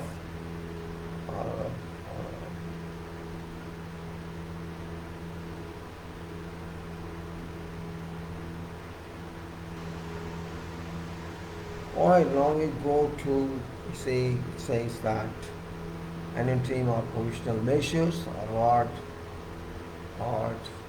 enforcing a decision of DAB which has not been complied with, whether such decision is a binding or final and binding, may also include an order for award of damages or other affiliated. So interim or provisional measures of award enforcing a decision of DAB which has not been complied with, whether such a decision is binding or final and binding, may also include an order or award of damage or other relief. Now 21(8), and that's no DAB in position. No DAB in position, and says that if a dispute arises between parties in connection with or arising out of contract or execution of works, and there is no DAB in place or no DAB is being constituted, whether by reason of a expiry of DAB appointment or otherwise. Subclause 21(4), obtaining DAB decision, and subclause 21(5), amicable settlement shall not apply. If disputes arise between parties in connection with or arising out of contract or execution of works, and there is no DAB in place or no DAB is being constituted, whether by reason of expiry of DAB's appointment or otherwise. Subclause 21(4), obtaining DAB's decision, and subclause 21(5), amicable settlement shall not apply. And B,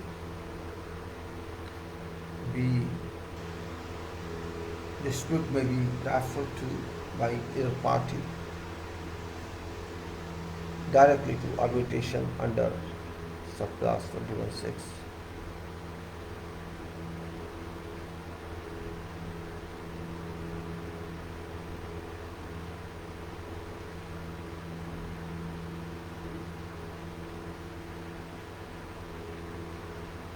Now, says, it's very interesting actually. If dispute arises between parties in connection with arising out of contract or execution of works, and there is no gap in place or no gap in being constituted, whether by reason of expiry of that appointment or otherwise, a subclass 21.4 obtaining DAP's decision and subclass 21.5 amicable settlement shall not apply, and dispute may be referred by either party directly to arbitration under subclass 21.6 arbitration without prejudice to any or whatever a right party may have.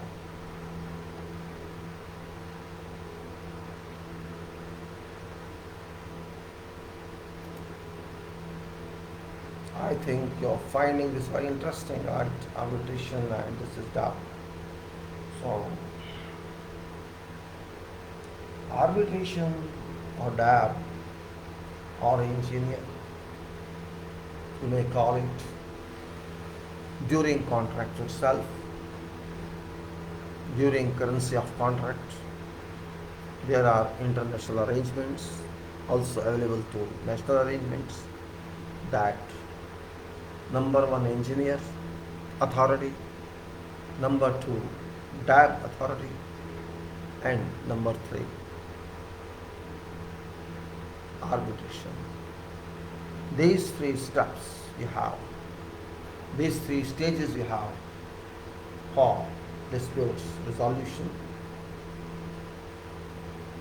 And first original zero step is between contractor and employer. That is, you can say, if employer and contractor agree for something, there can be no meaning of any dispute, no need of referring dispute either to engineer or to DAB or to arbitration. That's why I was saying goal of both parties is achievement of milestone and not achievement of DAB or arbitration.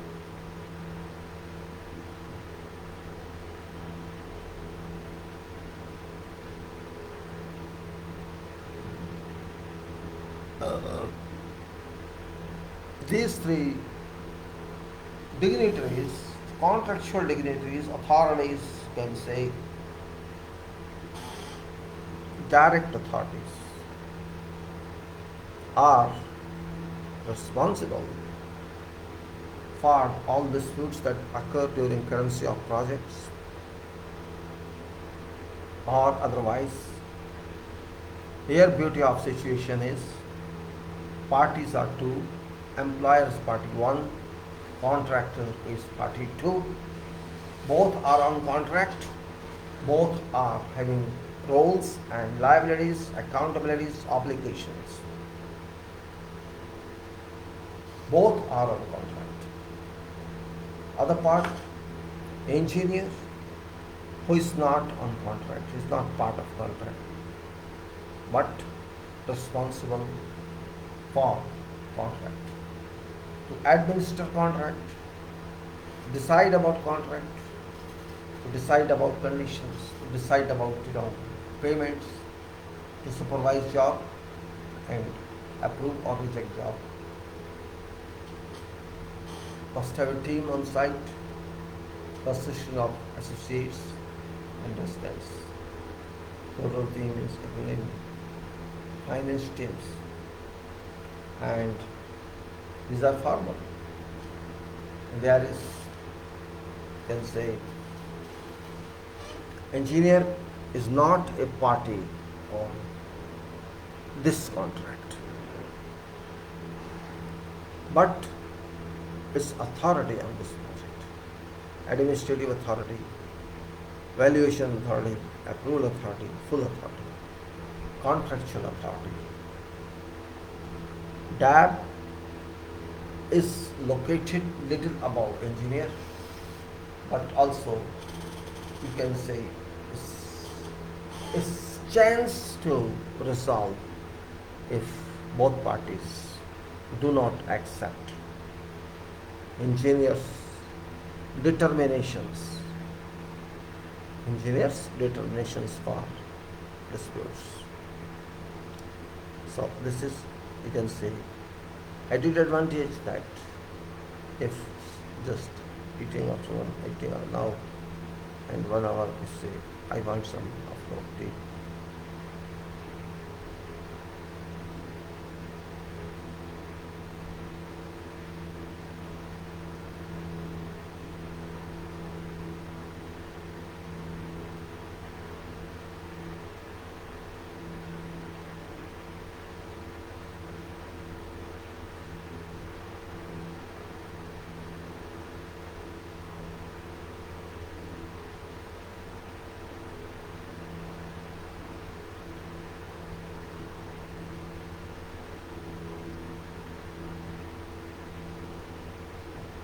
Okay, what I said again and again, DAB is an added advantage for both parties to curtail dispute. Moreover, engineer is a qualified person who understands everything, technical, engineering, designs, contracts, very much educated, experienced person. And similarly, DAP's member are maybe much more experienced than engineers.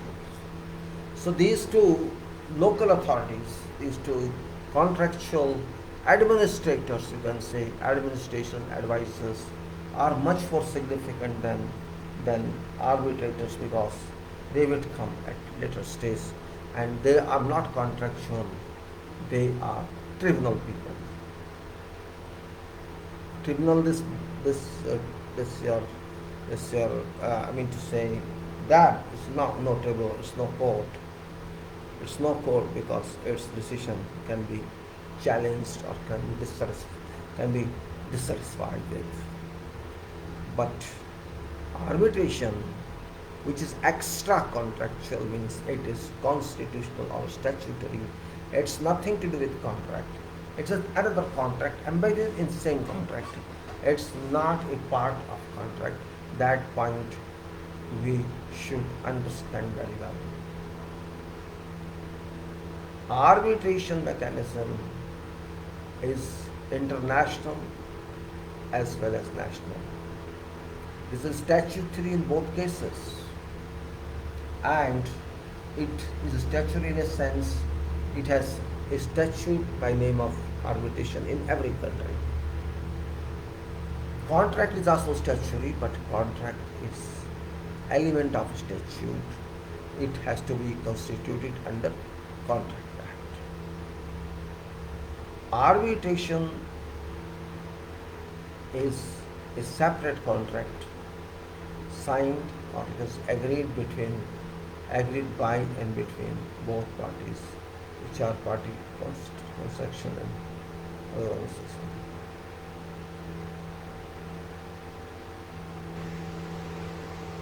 It's really interesting to note that our engineers avoid jumping into such documents. Some jump, some very senior do jump, but if you say entirely, they are happy with only technical work, though this is also technical work, more technical than what we do, because this talks of all of that. This talks of all of that. Engineers' work is very much technical, much more than technicalities contractors look at. Similarly, work of DAB is same, technical and you can say. It's African, Middle East.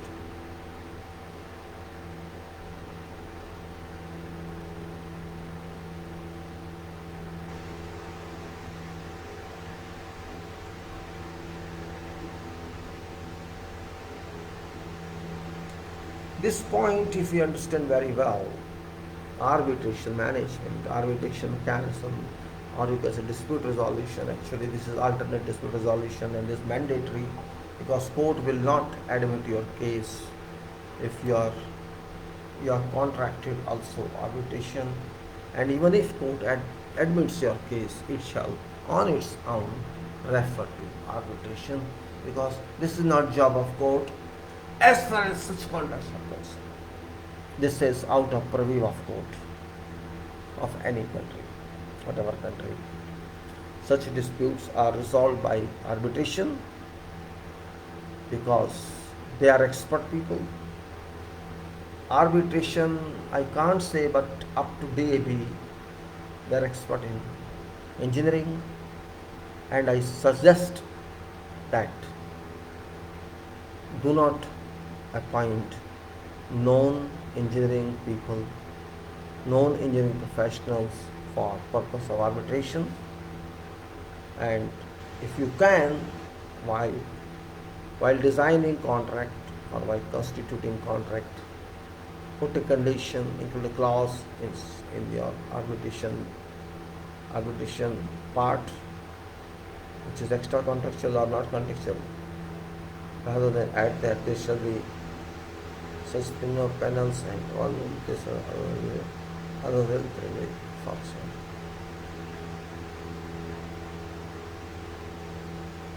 That's what is required to be done, and it's very important. Don't take it lightly. It's not light. It's in interest of project. It's in interest of work. You cannot take it for granted because it's very important. It affects both parties. It affects budget. It affects project. It affects everything. Engineer should be open. Every engineer should be open. Take some time, study this, and challenge everybody. You are not doing any crime. You are doing your job. Project is yours, not courts. Project activities are yours. Design is yours. Specifications are yours. Working is yours. Supervision is yours. Execution is yours. And decision they shall take. Question mark. What is contract? Complete work of engineers. Complete work of engineers, including designs, working, materials, workers, procedures, risk. Everything goes to engineers. But when question of arbitration comes, we shift, we stamp out one. Why? Be powerful. Be powerful. Show your competency, have confidence. We shall do it. Make condition in contract. Engineer is required in arbitration position, arbitration. This experience, civil engineer, mechanical engineer, or whatever is 25 years experience, 30 years experience in this field of engineering. All panel members like that. You will be free because there is no restriction of law.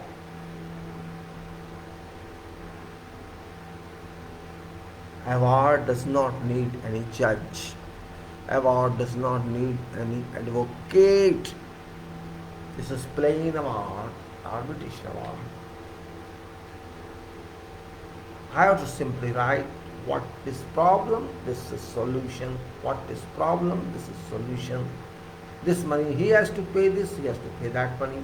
We do on sites, we make bills, we make everything, we certify. Why then, when there is a dispute, we should go to others? Why? Question arises.